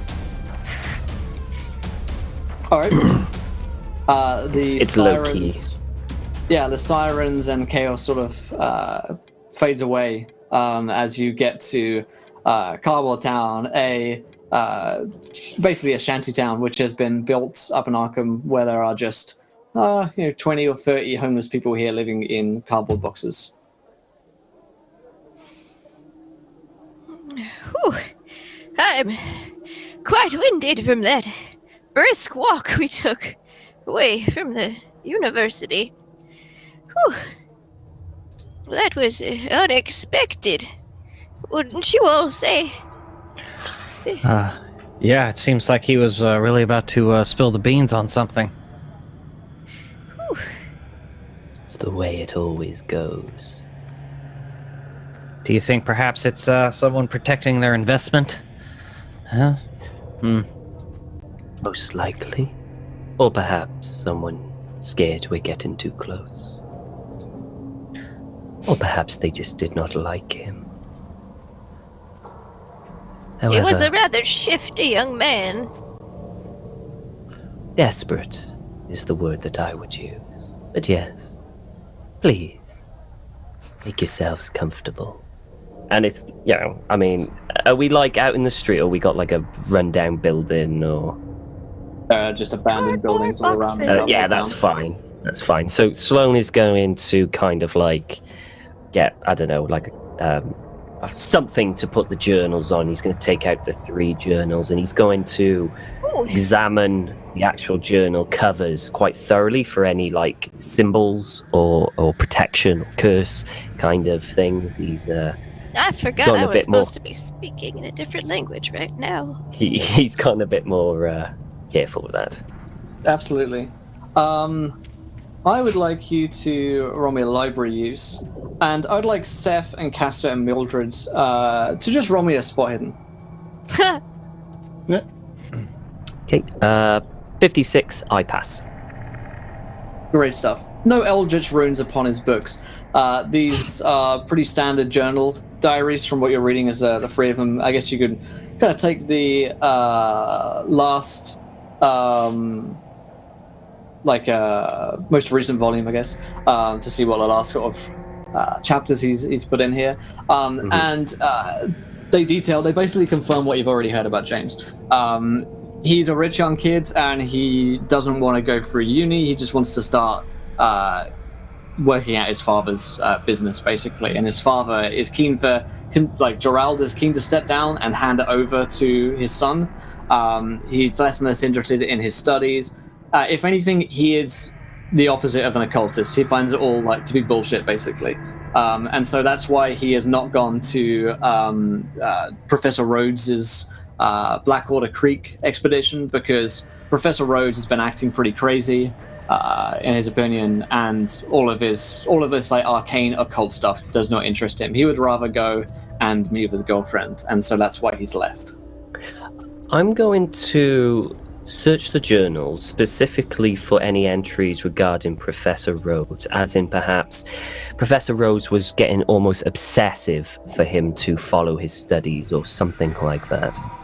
Okay. Mildred is going to walk over to Sloane and, speaking only in Latin, just out of nowhere, because I kind of forgot about that, it's going to offer to help read some of these books he's looking at, but unless you speak Latin, you don't understand. I do speak Latin.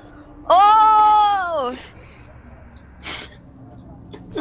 All right, so the spot hidden check is less so on these books, but actually something I wanted you guys to, as you're thinking back on the moment that you're with James Fraser, the angle of the bullet that came in through would suggest that the sniper would have been on the rooftop of the university, and would also like the bullet that came in like truly did blast off his entire face, and the shot would have come in from quite a long way.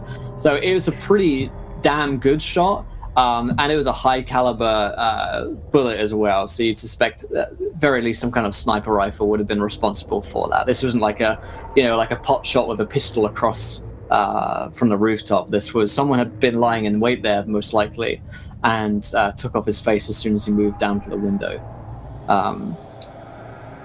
and was away very swiftly before Laszlo could spot anything.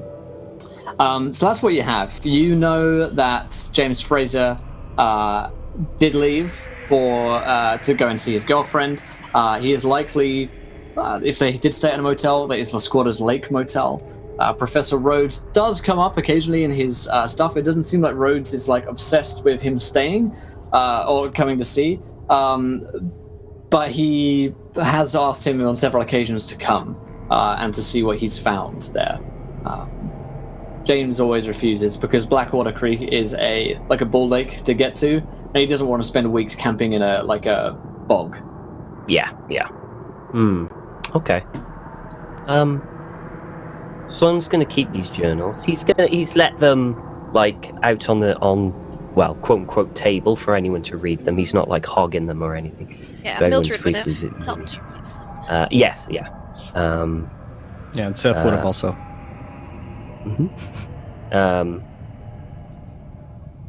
There isn't much information here to help. However, with the three of us, I'm sure we may discover something. However, perhaps his girlfriend should have these as a memento. That could be nice for her. Yes. In Latin. So, Seth will kind of just look at Mildred and just then kind of look at Sloane and continue in English. So what's the next step? Do we want to go check out this Squatters Lake, you say? Squatters? Yes. We will need transport to head to Squatters Lake. How did I get transport before? It was Jolly that got it, wasn't it? Last season, right? We had a car given the to us general by store guy. Cassandra. Oh, Cassandra gave Yeah, us and then the general store guy, Joe. Oh yeah, of course. That's going to be a bit inconvenient. Well, I Yeah, mean, certainly, Cassandra's Sloane would still technically alive. know that. certainly, Mr. yes. Delgado. Mr. Delgado could pay for a car, right? I mean, Yes, he could. he is the money of you know. Then perhaps we should ask him to order us a car. I'm sure he can catch up. Well, do I have any friends here? Is Cassandra still alive? Is she a friend? Do I have any friends here at all? Yes. Someone that you would know would be Cassandra. She is one of the believers in the area and can act as a contact for you. Would I know Okay. Cassandra's still here? You wouldn't know that she's still here. You know that she once was here, but time was weird, so Yeah. she died, but then you rewrote time, so she didn't. Yeah. Oh yeah. So technically, Um, unless I've seen her, I think she's still dead. You'd suspect she's probably around. Mildred's gonna say, well, I have a friend who might be willing to loan us her car if we want to stop by her house. I think that will be Fantastic. Expediency would be paramount, I think. Oh, right. Well, it's just, I think it's over somewhere here. Give the address. Let us She's go. not actually far from this side of town. Cardboard Town. Yeah. Cardboard Town, yeah. Sloane's Will, gonna. what time of day is it? At this point, probably midday. Lunchtime. Okay, thanks. Okay, so you guys can head over to that address, and it's a pretty banged up looking house. There's a door which is just about on its hinges still. Everything else is boarded up. Oh, well, this is a bit more decrepit than I was expecting, but let's just have a little knock, see? Knock, knock, knock. About 2 minutes later, after an uncomfortably long pause, the door opens and you see who you'd recognize to be Cassandra. Long red hair. She looks like she was probably armed, and kind of long coat on. She looks at you suspiciously for a crack in the door. Yeah, who is it? Hello, dearie. It's your old friend Mildred Crabapple. Mildred, what are you doing here? Well, you see, I'm a bit of a bind. I'm here on a little bit of a, vacation type thing. A little bit of side work, The Civil War pension's not what it used to be. With these nice young men I'm with, and I was wondering if we could borrow your car for the day. Where are you going? Oh, just down to Squatter's Lake. Yeah, I think I've heard of that. Why are you going now? Oh, well, there's a nice young man who's been missing, and we're investigating where he could have been on behalf of his father. Roll me a persuasion here. Okay.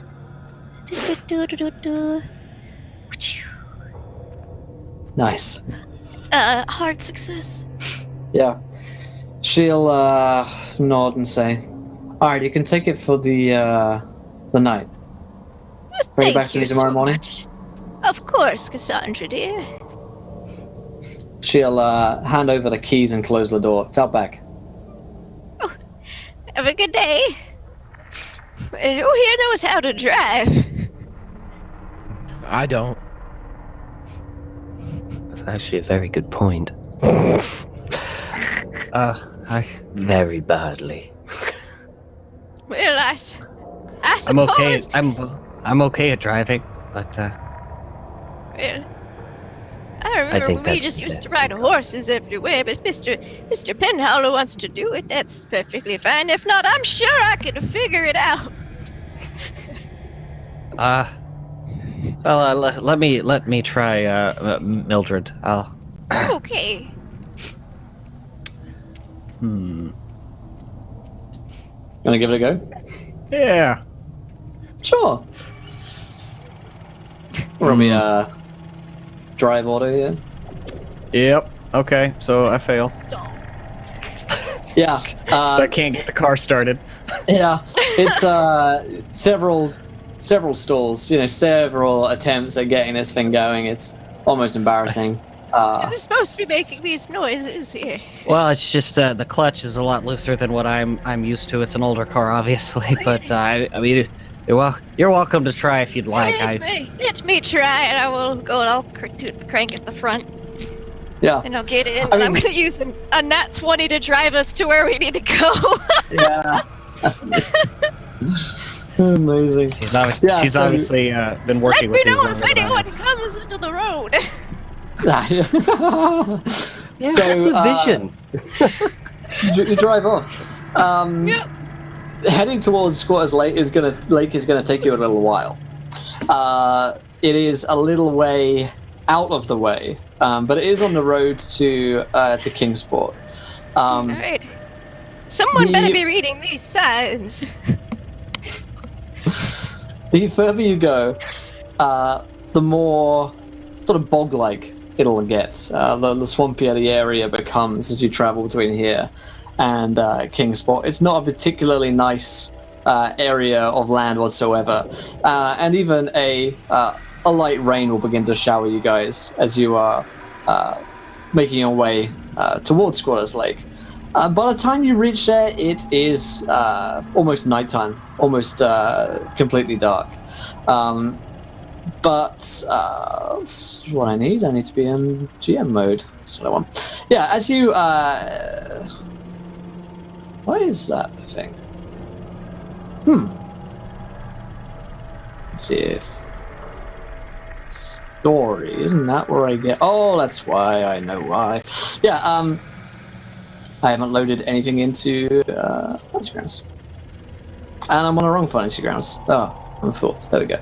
Yeah, you head over to the motel. As you arrive at the motel, at Squatters Lake, there is a two wooden beams in an upside-down V with a sign which proclaims Squatters Lake Motel in white paint on a black background. A second, smaller wooden panel attached to the bottom has the word vacancies in yellow writing on a red-black background. Hemlock trees surround the lake in abundance, almost touching the lake in the southwestern corner. The dirt road cuts through the woods here. The lake is host to bass, carp, and various species of frog, but it doesn't look like they're in abundance there as you drive past it. So the motel itself is a T-shaped building, top left facing the road and holding the reception. Looks like it is fairly small, so it could probably hold maybe like 10 to 20 people here. I'm going to push you guys a map that you can see of just around the motel. I should load up here in a second for you guys. And let's go back here. Just merge those over. Shiny. So that is the map around the motel itself. You guys are coming in and can make out most of this area. It's just along the road. And Sloan, from your studies, the old settlement, the old Abenaki settlement, is just on the eastern side of the lake, with the motel off to the western side of the lake. How big is this lake? As in, like, because it's... Yeah, it's pretty big. It is almost 1,000 feet in length and about 300 wide. The motel itself is to the west and facing the shore. Okay.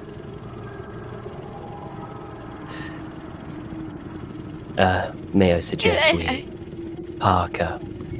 Oh, certainly. There we are. I think I figured this newfangled driving thing out. You certainly seem to be a natural at it. Stick the keys in my pocket. Let's go. So, go ahead. So I was just going to say Sloan walks into the motel. Yeah, you step in from the sort of light rain, set the car to off, and step inside the motel itself. You step into the reception. Like I say, it's dark, so it's probably about 9 to 10 p.m. at this point as you're inside. It's been a long day of just on the road. Stay the night. Upon arriving, no one's in the reception. Behind the desk is what looks to be a living quarters, along with a stuffed and mounted boar's head. To the left of this lies a 20-gauge double-barreled shotgun. A rack of keys hang below the shotgun. To the left and right, the walls are covered in number license plates collected from the early 1900s to present. And you're just at the reception desk, and no one has yet arrived as you walk into this pretty dingy, low-lit wooden cabin motel. Can I see if James's license plate is on that wall? Yeah, you can roll me just a quick spot hidden. I'm so blind. Let's see, spot hidden. Nope. Do these even have numbers on them? Anyone else? That's actually a good idea. Yeah, I'm gonna do spot hidden. I succeed. Just. Yeah, he's not on there. No. You check the number plates. It looks like a collection of curios from, the past almost 30 years that someone keeps. I mean, collecting number license plates, I guess, it was more of a thing back when there wasn't the internet. Mm-hmm. Yeah. Will, is there a journal on the desk, like a sign-in, like a book like that a somebody log, would use like to for people a that guest are book. a guest book for lodging? Yeah.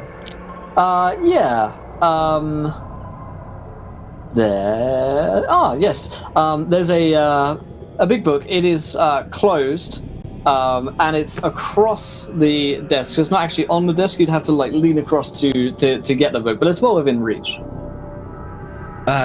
Castor is perspiring heavily, and he just points over to the journal for the guest book, and he goes, "He might be in there whenever the dates when he left," and he looks around for a restroom.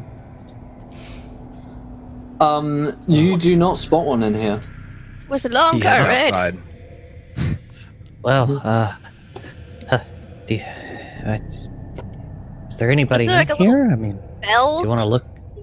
There is a little bell. Oh, maybe we should ring that. Perhaps we should check the book first. If you like. Sloan let me know when reaches to ring. over, grabs it. Yeah, just as you go to reach over, the door opens. There's a door from behind the area, sort of a Can I desk ding area. the bell at the same time? Bing! Yeah, just quickly. Absolutely. And as you do that, a old-looking man, Ooh. probably How old? about Mildred's age, actually, walks in with a cane, and he looks like incredibly wrinkled up, just very, very old, wearing this old sort of like tweed suit, which is really not in this time, but is like super in fashion about 50 years ago. And sort of steps in and says, "Oh, well, it's good to see you all. We don't have guests here very often. My name is William Brophy. It's a pleasure to meet you all. Goodness, how many do we have here then?" Oh, well, hello there, handsome. My name is Mildred Crabapple, and there is this 1, 2, 3, and then one of our young men is outside with it. But there appears to be 4 of us right now. Yes, yeah, very well. And are you hoping to stay for the night? We do have vacancies here. Oh, it is getting a bit late, but we're actually here because I feel like one of our good friends has stayed here some time ago. We haven't heard back from him recently. You as a James Fraser stopped by here in the past just about 2 weeks ago. Oh, it doesn't ring a bell. No, I remember a young man coming here. Oh, we don't have many young men around here. Just me and my brother.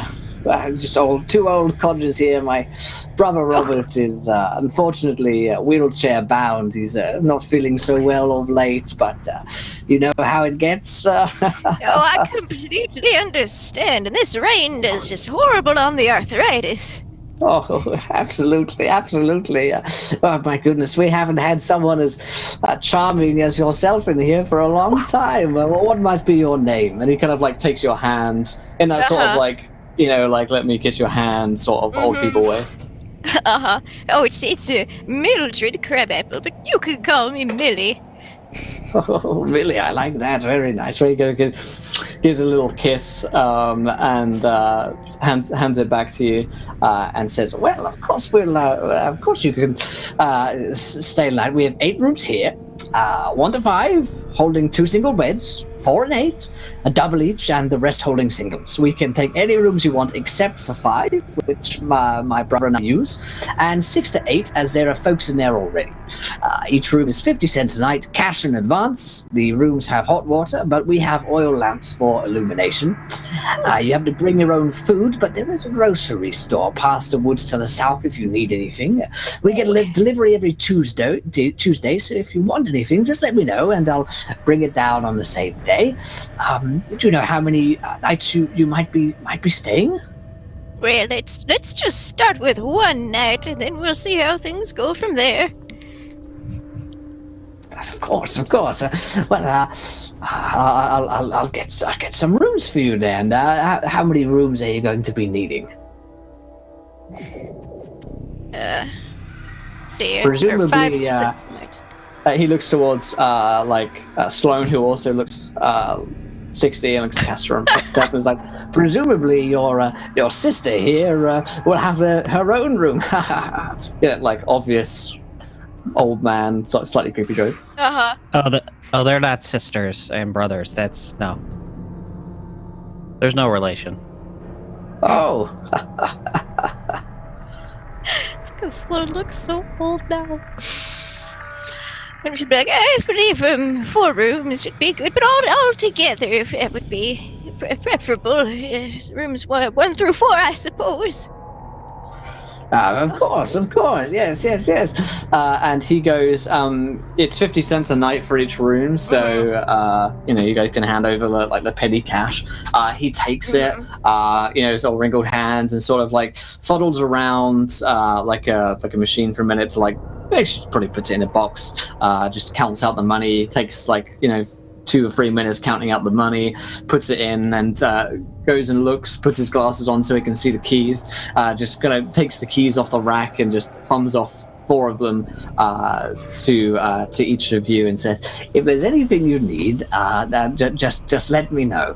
At this point, the door behind him opens, which is to room their own private rooms, and you see his brother Robert Brophy comes out. He is indeed in a wheelchair, and he looks like absolutely haggard. He looks almost skeletal.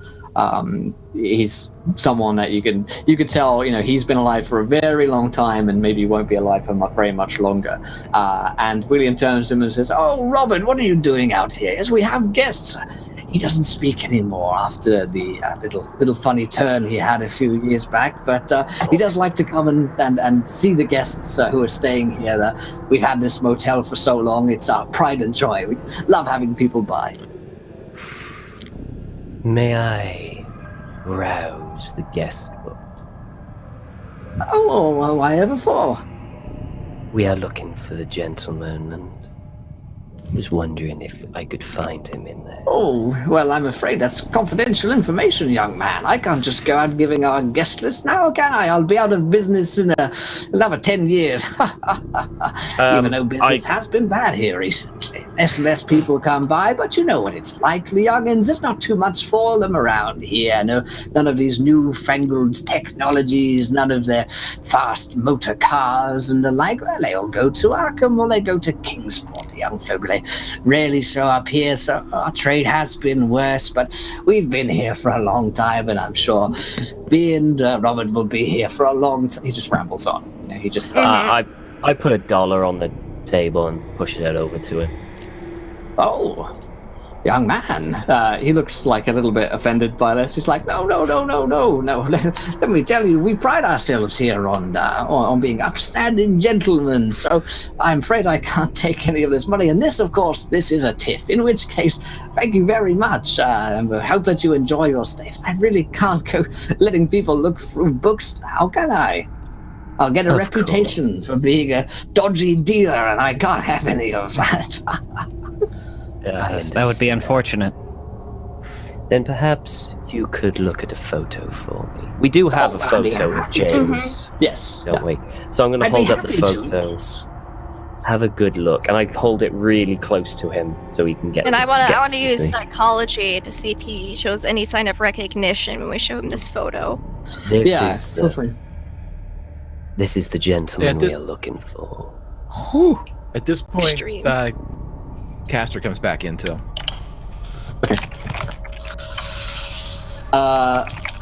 On the extreme success, you think he has a moment of recognition? Okay. On his kind of flash across his eyes, and he says, "Maybe that face looks familiar, but my memory really isn't what it used to be. I can't say for certain he hasn't been here, but I can't say for certain that he has been either. I'm afraid when you get to my age, my friends, the old noggin starts to go a little bit. Faces start to look a little bit similar, and if he did stay here, I can't say he's not staying here now. Maybe he just stopped by for a night. Do get people on their way up from Arkham to Kingsport and vice versa. It's only the real trade we do. Yeah, so how far away is Kingsport from here? Oh, not too far. But if one was to turn up here at night, well, it gets boggy and difficult to travel in, you see. I wouldn't recommend going up. Yes, it can be quite dangerous in the night. One wouldn't want to get one's car stuck in the bogs and the like around here. I tell you what, you seem like upstanding folk, and Billy here is charmed an old man's heart. So let me look inside my book for you. And he goes and gets his little book and starts kind of like leafing through a couple of... Yeah. I lay on the charm real thick. Mm-hmm. While this is going on, Castor's going to leave again, and he's going to look in the parking lot for a coupe, a black Chrysler coupe. Roll me a spot hidden. Gotta do this right.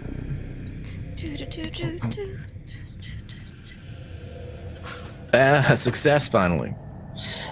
So you don't spot a car around here. However, you do spot a lot of car tracks around here, which would suggest that automobiles have been in the area. There are no cars parked outside, and the Squatters Lake Motel, but there are clear tracks where probably within the past few weeks, could have been sooner than that, that cars have been in the area around the lake. So there's a clear kind of like path leading up to the motel.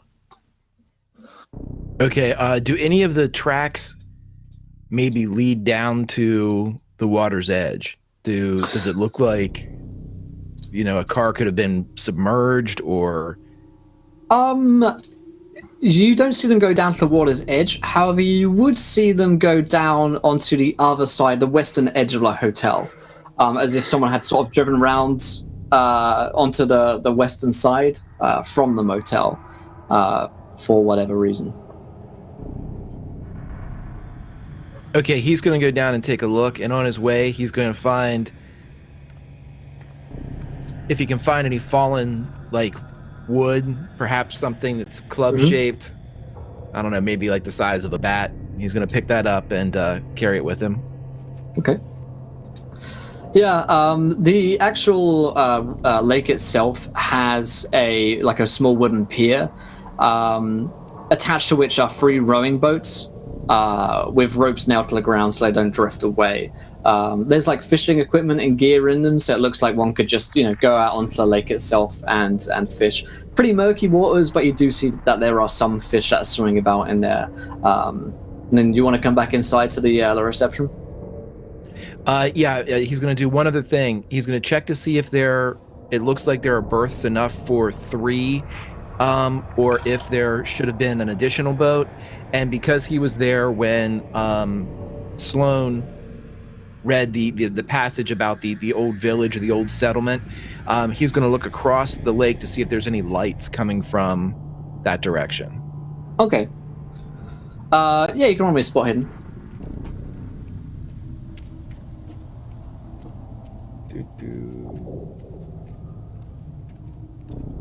That's an extreme success. Nice. There doesn't look like there should have been any more boats. It looks like, there wouldn't be too much evidence other than too much tack or rope for another boat, but it looks like those are the amount of boats. As you look across the lake from the eastern side, as you're by sort of the old settlement, which is sort of like a couple of old ruins at this point, made of stone, you think you spot someone by the hemlock trees to your north. You think you see someone over there, just for a moment, like a glance of someone moving through the trees, but you can't, even on your extreme, you don't know who that was. But that's on our side or on the far side?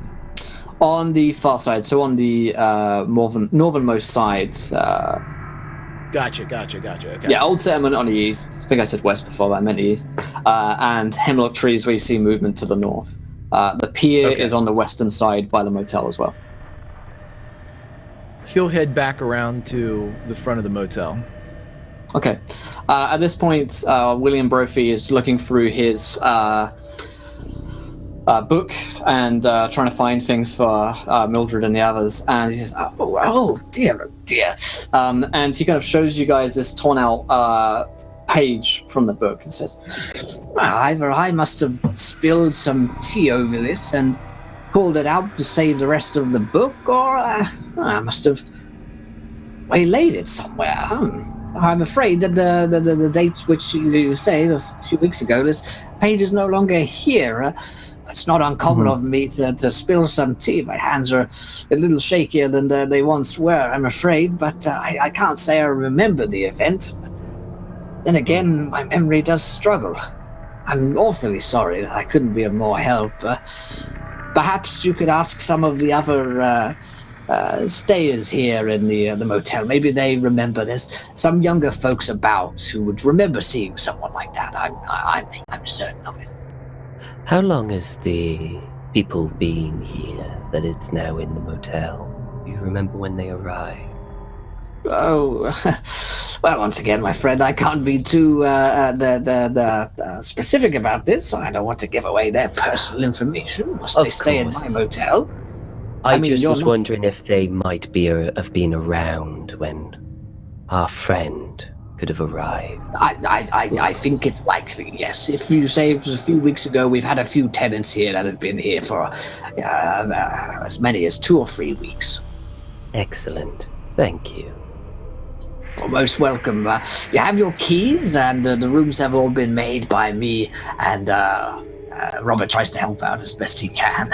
So, Thank you, William. You've been most helpful. Oh, anytime. If I can't, if you haven't eaten yet already, I'd love to invite you to dinner. Oh, that would be most delightful. Thank you. He smiles and says, Well, it looks like it's about 9 p.m. now, but I'm sure we can have a light supper. I'll give you time to clean up and everything, get into your rooms. So how's 9:30? That sounds perfect. Thank you, William. I'm usually in bed by 10, but I do love a little good chit chat. So. As he do I. smiles. I'm usually in bed by around somewhere between 9, so this is already past my bedtime.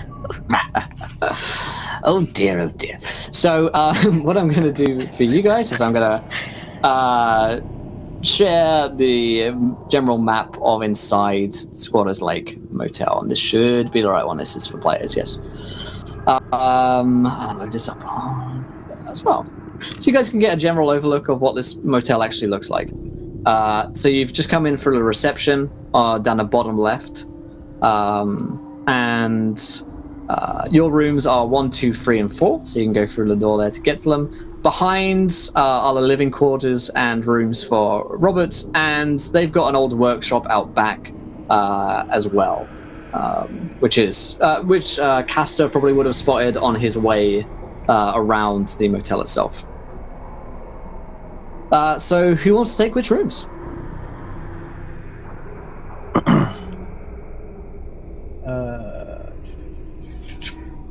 You got 1, 2, 3, and 4 that are available. Honestly, Sloane's not bothered. He'll pick up just a random key. He doesn't care unless someone else wanted something. Yeah, Seth will pick up the key to room 3. Okay, Okay. great stuff. Mildred will take the key to room number 1. Nice. Less walking. Okay, yeah, good idea. Sloane will take 2 then. That walk of shame. Yeah, I'll take 4 of them. Okay, Mildred, room 1. Room 2, is that you, Sloane? Yep. Okay, 3 is Seth, and room 4 is not Laszlo, Castor and Laszlo. Aslo is what I tried to say. Cool. You guys settle in. The rooms themselves are pretty simple, and as described by Robert. Sorry, as we were going back, Sloane's gonna go up to Castor and whisper, "Did you find anything interesting?" To Castor? Yes. I saw something in the hemlock trees north of here. There were boats out back. Nothing from the settlement from across. Tracks, car tracks, but nothing here. A car going around the lake, perhaps. Definitely went down to the edge and circled around.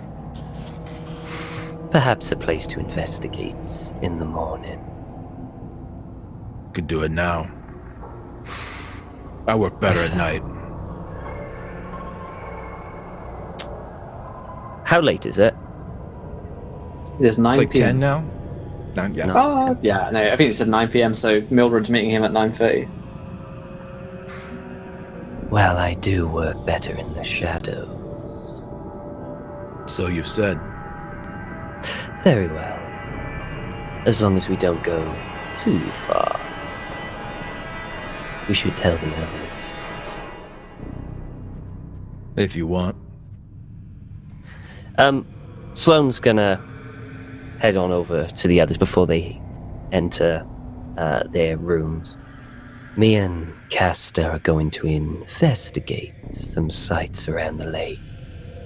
Well, okay, then you be safe, carry a flashlight, and, don't get lost. Yes, we don't plan to. Alright, if you're going to be doing any she's going to get conspiratorially close. If you're going to be doing any snooping around the inn, just let me know and I'll keep that William distracted.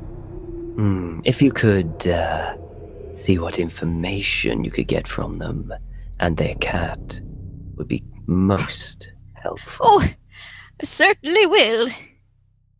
Thank you. And he turns to Seth. Seth, would you like to join us? Or stay with Mildred?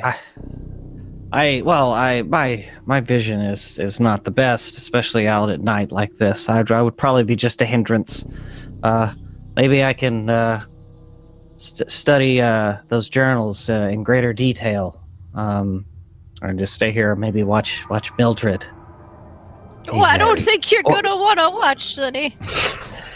Oh well, and then I'll just stay in my room then and try to not think about what that means. Sloan gives him the 3 journals. He's very happy. Gives him the 3 journals. Very well. May I recommend you lock your doors? See you in the morning. Always. And Sloan will kind of slink off next to Castor again and nod as saying he's ready to go. Do you want to walk or do you want to take a boat? Walk. I'm not particularly good in water.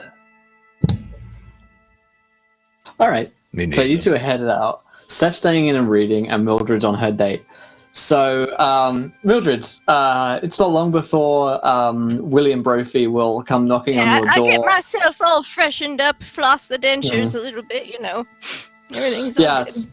So does he. He's like wearing his like nicer tweed suit of a slightly different color, and he's like scraped what little hair he has left back. Yes. And he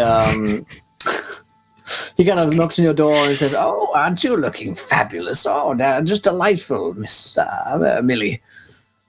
Oh, well, Mr. William, you are looking just as handsome as I swear you don't look a day over 50. Oh, thank you very much, and please call me Willie. Oh, of course, Willie. He asks for your arm. I'll take it. We'll shuffle off. The two of you will shuffle off, and he'll take you behind the sort of desk and into his room, into the living quarters there, rather than his actual room. Okay. The door to his room and Robert's are both closed, but he set up a little table there, and there's a simple dinner and some a small glass of sherry. Which I see its little candle around, and he kind of sits down and says, "Oh, it's not much, but I do like to try my hand at a little bit of cooking." Well, this looks just delightful. I've only had soup today, so this looks like quite the feast. Well, it's just eat what you can. I eat a lot less than I used to back in the day. I was stuffing it away, but now I found my appetite has just gone right down. Oh, likewise, I really think that it just happens over time, I'm just going to kind of sit down and so, how long have you and your brother owned this lovely establishment? Oh, well, let's see. It's been quite some time now. We came from England years ago, a little place called Britchester. And ever since we settled down here, it's in a nice little part of England, actually, the Severn River Valley, but far too busy for us, far too busy. This little place here is more amenable to me and... yes, all these youngins with their newfangled technology these days is so fast. Absolutely. Let's see. Go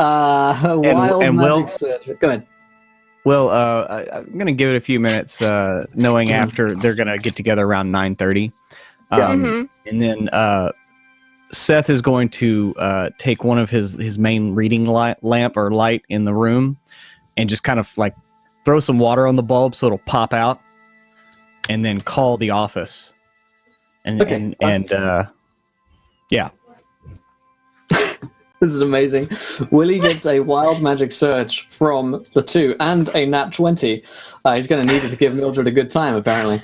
But this may have backfired. So, the wild magic surge, anyone nearby and facing the target is blinded until dawn.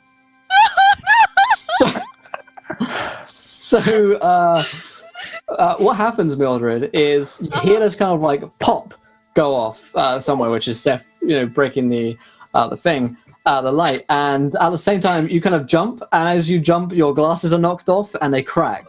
And without your glasses, you're blind as a bat. And William's like, oh dear, oh no, are you okay? Oh yeah, I'm just fine. I just can't find my glasses. No, man, I have a spare pair here. I always keep a pair on me, and he got shuffles into his. Where did I put them? Where did I put them? He spends about 2 minutes looking for his glasses until he realizes that they're on a chain around his neck. His spare pair of glasses. Here they are. And he'll hand them to you. They're not like your prescription, but they you do see a hell of a lot better. Okay. With them back on. There you go. I hope that's okay. Oh, much better. Thank you. You're crystal clear now. Well, I best check on what that noise was. I hope there's not some youngins out on the lake again. There's always a couple of them around there. Does that happen often? Oh, every now and again, a couple of youngins will drive up round the lake. I leave them to it, Yes, we'll hurry back. He shuffles off as fast as his little legs can take him and comes to the desk. Looks at Seth. Oh, hello there. What was that noise? Did you hear something? Oh, I was just wanting to. There was a bulb. The bulb blew out in my room. I'm trying to do some reading. So if you could help come change that'd be great. He kind of looks back towards Mildred and is like, "Oh, well, I'm a little busy right now. I'll come first thing in the morning." He's going to use his 20 on a persuasion check to get some. He's just he's so overbearingly nice, and he's like, "Oh, I'll come first thing, and I'll even fluff your pillows for. I'll just be right back in the morning." And he just politely closes the door to his living quarters. Oh well, shit. Okay. And turn back to Millie. Oh, now that's just nothing important. Where were we? Oh, well, you said you just come from England, and you've been here for the peace and quiet. I just had a little vacation in England myself, you see. Lovely really? This time of year. Yes. Yeah, absolutely. Such a beautiful place, but this, in its own way, is even more beautiful. It might be a little boggy, it might be a little swampy, but it's home, We've been here so the long. warmth is good for the joints, Yes, indeed. Yes. She's does she see Robert? Well, I guess she doesn't see. Does she hear Robert anywhere? Robert is almost silent. Okay. He's not in his room. Okay. No idea. Or if he is in his room, he's just very quiet in there. He's just very quiet. Okay. Well, in that case, then she's just gonna keep her flirt on and see if she can find out as much as she can about the inn area. He's very talkative. He will tell you that not many people stop by. It's quiet. There's a couple of rowboats that you could go out fishing on if you like fishing. He doesn't see any people around here. He asks why you're here. He's like, "So, what brings you to the area? So you're looking for a young man?" Yes, I'm friends with his father, you see, and he's gone missing, it seems. Those youngins are wont to run off to do who knows what. That's just awful. That really is. But hopefully we can you can find him, and I hope that it takes you a long time so that you stay here and we can talk more. Well, these things do tend to go rather slow, but in case it doesn't, though, and if we don't find any information, I'm afraid we're gonna have to probably head on out in a day or two, so we should probably make the best dear. of the time we have. Oh, yes, I see what you mean. Yes. Well, if we're all done here, I have a bedroom. Hasn't seen much use this bed in for a long time, but And he opens the door and is like, oh. Yeah, I'm like, it has been such an awfully long time, you know. Perhaps we should get that bed a bit of use. And he's like, yes, I'll put on a record, shall I? Oh, please do. There we go. I love this little number. Oh, yes. Just before the turn of the century, best music came out then. Couldn't agree more. I am now playing foreplay jazz, sexy jazz for love. And as William opens the door and invites you inside, the door closes. And the scene fades to black as the birds above the motel sing and dance. In the middle of the lake, a sprout just starts. Let's cut back to our friends outside on the lake as Sloane and Castor have entered outside of the hotel, exit the hotel, and you guys are now upon the lake around the motel. What are you guys doing? I think we were walking north, right? That's right. Going north We around. were following the Towards the basically. hemlock, yeah. Stealthily. So, stealth, okay, if you want to run me a stealth. Yes, I want to do it stealthily, which I am actually fairly good at. Not this time, though. I rolled a 93 and failed. I'm hitting every leaf possible. Yeah, Castor's okay.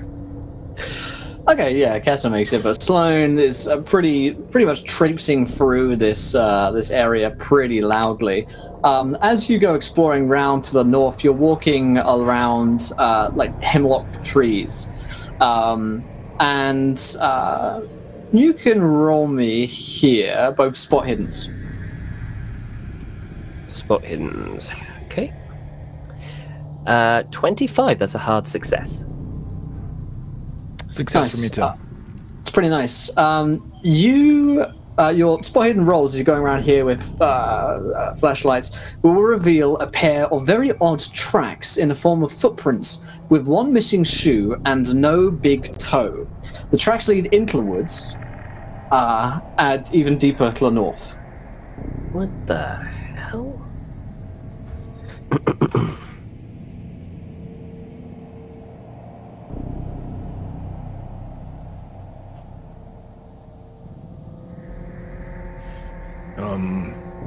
Are said they it human has- size? William succeeds on his Constitution saving throw. Yeah, Hell yeah. It is. Let's see. It looks to be human. Yeah, it is like a human footprint. The footprint has no big toe. And you say it heads deeper into the woods, away from the lake or around the lake? Around the lake to its northernmost point. That looks where it's headed. This would be the way around to the settlement. Yes. Let us continue and see who is missing a big toe. Do they appear fresh, these tracks? I mean, they're not dried and old, or are they soft mud, or? Yeah, you would put them to be within the last 24 hours. Yeah, I'm just trying extra hard now to be stealthy. Time to roll me stealth checks. Oh, come on. Come on. Oh, for God's sake, I fumbled. Oh my God. Oh, so the shadows are your time, huh? Yeah, Sloan is so good at Fumble. stealth last The season. shadows on concrete are my time. I should have So specified that before I drug you out here. you're not quiet as you're headed through here. You're not quiet at all. You follow the tracks to the northernmost point of the kind of motel area. As you come across this, you see a little clearing up ahead. There doesn't appear to be anyone else around, but there is a well in the clearing. It looks very old. There's like an old bucket by it, but the ropes look like it's torn and frayed. And the prints actually lead inside the well. Or at least they stop at the well, and there are no trucks around leading away from the well. So there's only one real conclusion that you can make from that.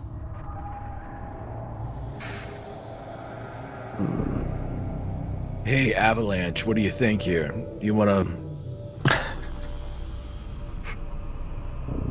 check this out, or are you one with a well too, or? At that moment, Sloan hears Jolly.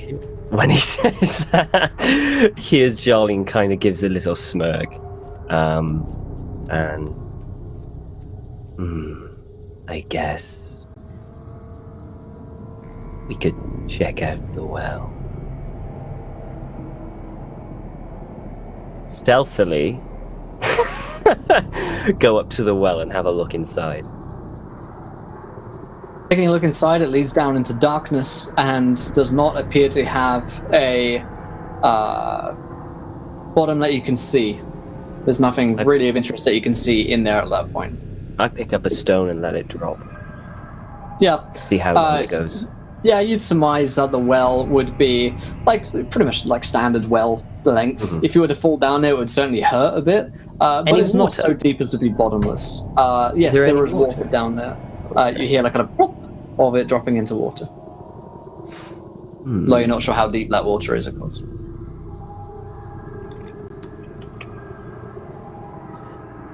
I cannot see anything down there. But I would imagine. Castor takes the flashlight and kind of judges its weight. They're usually about a pound or two, right? Sure. He hands it to Laszlo.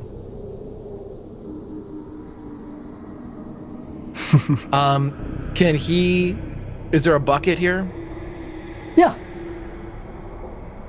He puts Laszlo in the bucket with his flashlight. Okay. And then he looks over at Sloan and says, Can you keep a secret? I can. I keep many secrets. Good. and Castor gets real close to Laszlo and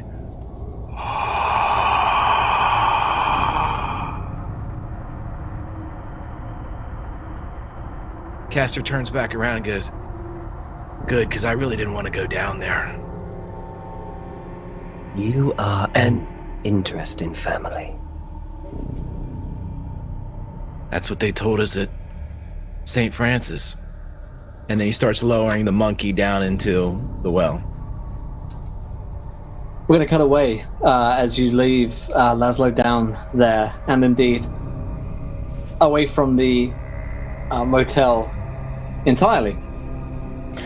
Instead, we are headed into a room filled with books, antiques, and curios. At a desk sits the man we all recognize to be Prospero. Pensive fingers are waiting, looks up as the door opens, and we watch as Travis Bryce steps into the room, a bullet in his forehead. Prospero smiles, his usual smile, and says, "Excellent, excellent. I'm so glad the protection worked as intended. Mr. Bryce, you have been most useful. The master will be most pleased. He's away at the moment, but I received a telephone call. He's very happy with your performance. But there's one last thing I need you to do." And that's where we're going to end tonight's episode of Doors to Darkness. The wild magic surge spoke true. Travis Bryce could not be killed by a non-magical bullet for the next 1d8 hours, and he was not. So, we're going to end tonight's episode there at that point, and pick up same time next week for our third episode of our descent into darkness. Gets ever deeper and darker. But let's go around the cast and crew. Did we enjoy ourselves? And where can we find you guys online? Let's start tonight with Pruitt. Let's go reverse order. Pruitt, what do you think about tonight's show, my friend? Oh my God. I laughed, I cried, I wanted to throw up from old people sex. You know, it was another great adventure in Call of Cthulhu, as it always is. But right now, I would say that Seth is looking is probably getting ready to go try to snoop around the inn while Mildred does her thing, since his ploy to get her to snoop around failed with an awfully persuasive giddy young old man. So anyway, I can't wait till next week. I'm Pruitt. You can hit me up on Twitter, jpruinc. Also check out WebDM over on YouTube. I have my show on Tuesday night. I run on our Twitch channel. Stick around here. You're going to see me for the next 3 hours alongside Will for some Warhammer Fantasy Roleplay. And then at 6 o'clock tonight, we're going to do some Saber Dice over on YouTube. So, yeah, can't wait till next week. Great stuff. Thank you, Pruitt. Lindy, what did you think about tonight's show? It definitely did not go in a direction I was expecting it to, but it just made it even better. I thought tonight was awesome. We're doing some good investigating, some good snooping. Mildred's probably getting like the first action in like 20 years or so. You know, she's been widowed a while.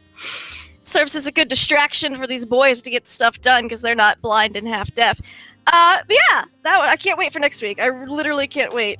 I'm so excited. You can find me online at LaughLoveLindy, doing all sorts of fun stuff. Lots of Dungeons & Dragons, lots of Call of Cthulhu. On Sunday nights on Grimjack21502's channel, he's this way, doing Pulp Cthulhu. Then Tuesdays, Tomes and Tentacles gets released, so that's super exciting. Call of Cthulhu podcast from the Counter Roleplay. Tuesday nights, Out of the Abyss, D&D on my channel. Wednesday afternoons, here. It's where it's at. And we play Call of Cthulhu. And in 3 hours, I will be back to play some Star Wars RPG, and it's going to be super cool, and I can't wait. Then tomorrow night, WebDM on their Twitch channel, I'll be playing a bard in a really cool Dark Sun-inspired campaign. Friday afternoons, starting this week, also on his channel, Grimjack21502, we're going to be playing Firefly, the first episode. I'm so hyped. Can't wait. And every other week on Power Score RPG for a little Dungeons & Dragons. So... Thanks so much, Lindy. Great stuff. And Greg. Oh man, I'm trying to work in with this, and I'm enjoying it quite a bit. I love the other characters. And Lindy, how could you say that you didn't expect it to go this route? You didn't have geriatric senior citizen sex like on your boxes of checklist right before we went into today's session. It was at the top of mine. I don't know what it's a Wednesday in May. Of course, that's what's coming up. Lord Almighty, this is the best. This is where it's at. It's always where it's at. The story is picking up. I love it. I love figuring out all this stuff. I'm actually taking notes this time. Dawn inspired me. See you next week, buddy. Until then, Grimjack21502. Starting this Friday, as Lindy mentioned, we have Firefly coming, Tales from the Big Damn Verse. Follow me on Twitter to check that stuff out. It's going to be something else. Saturday nights, we have Learn by Play over on Wizards of the Coast. Sunday nights on my channel, Project Athena, my Pulp Cthulhu opus of punching Nazis and taking names. And by God, there are plenty of Nazis to punch. And then on Monday, we have some Atomic Cthulhu right here. On Tuesdays, WebDM as I'm Star Wars bound with a little 5e Spelljammer action. Tomes and Tentacles also comes out. But when we come back around the Horde, front to back, it always begins and ends right here, ladies and gentlemen. From 1 to 4 Eastern, it's where it's at. Cthulhu on Encounter Roleplay. Great stuff. Thank you, Greg. And last but not least, Tom. Where else on Twitch can you get hot elderly action? Only on Encounter Roleplay. unbelievable episode. Awesome. The story's developing. We're really getting into the whole investigation.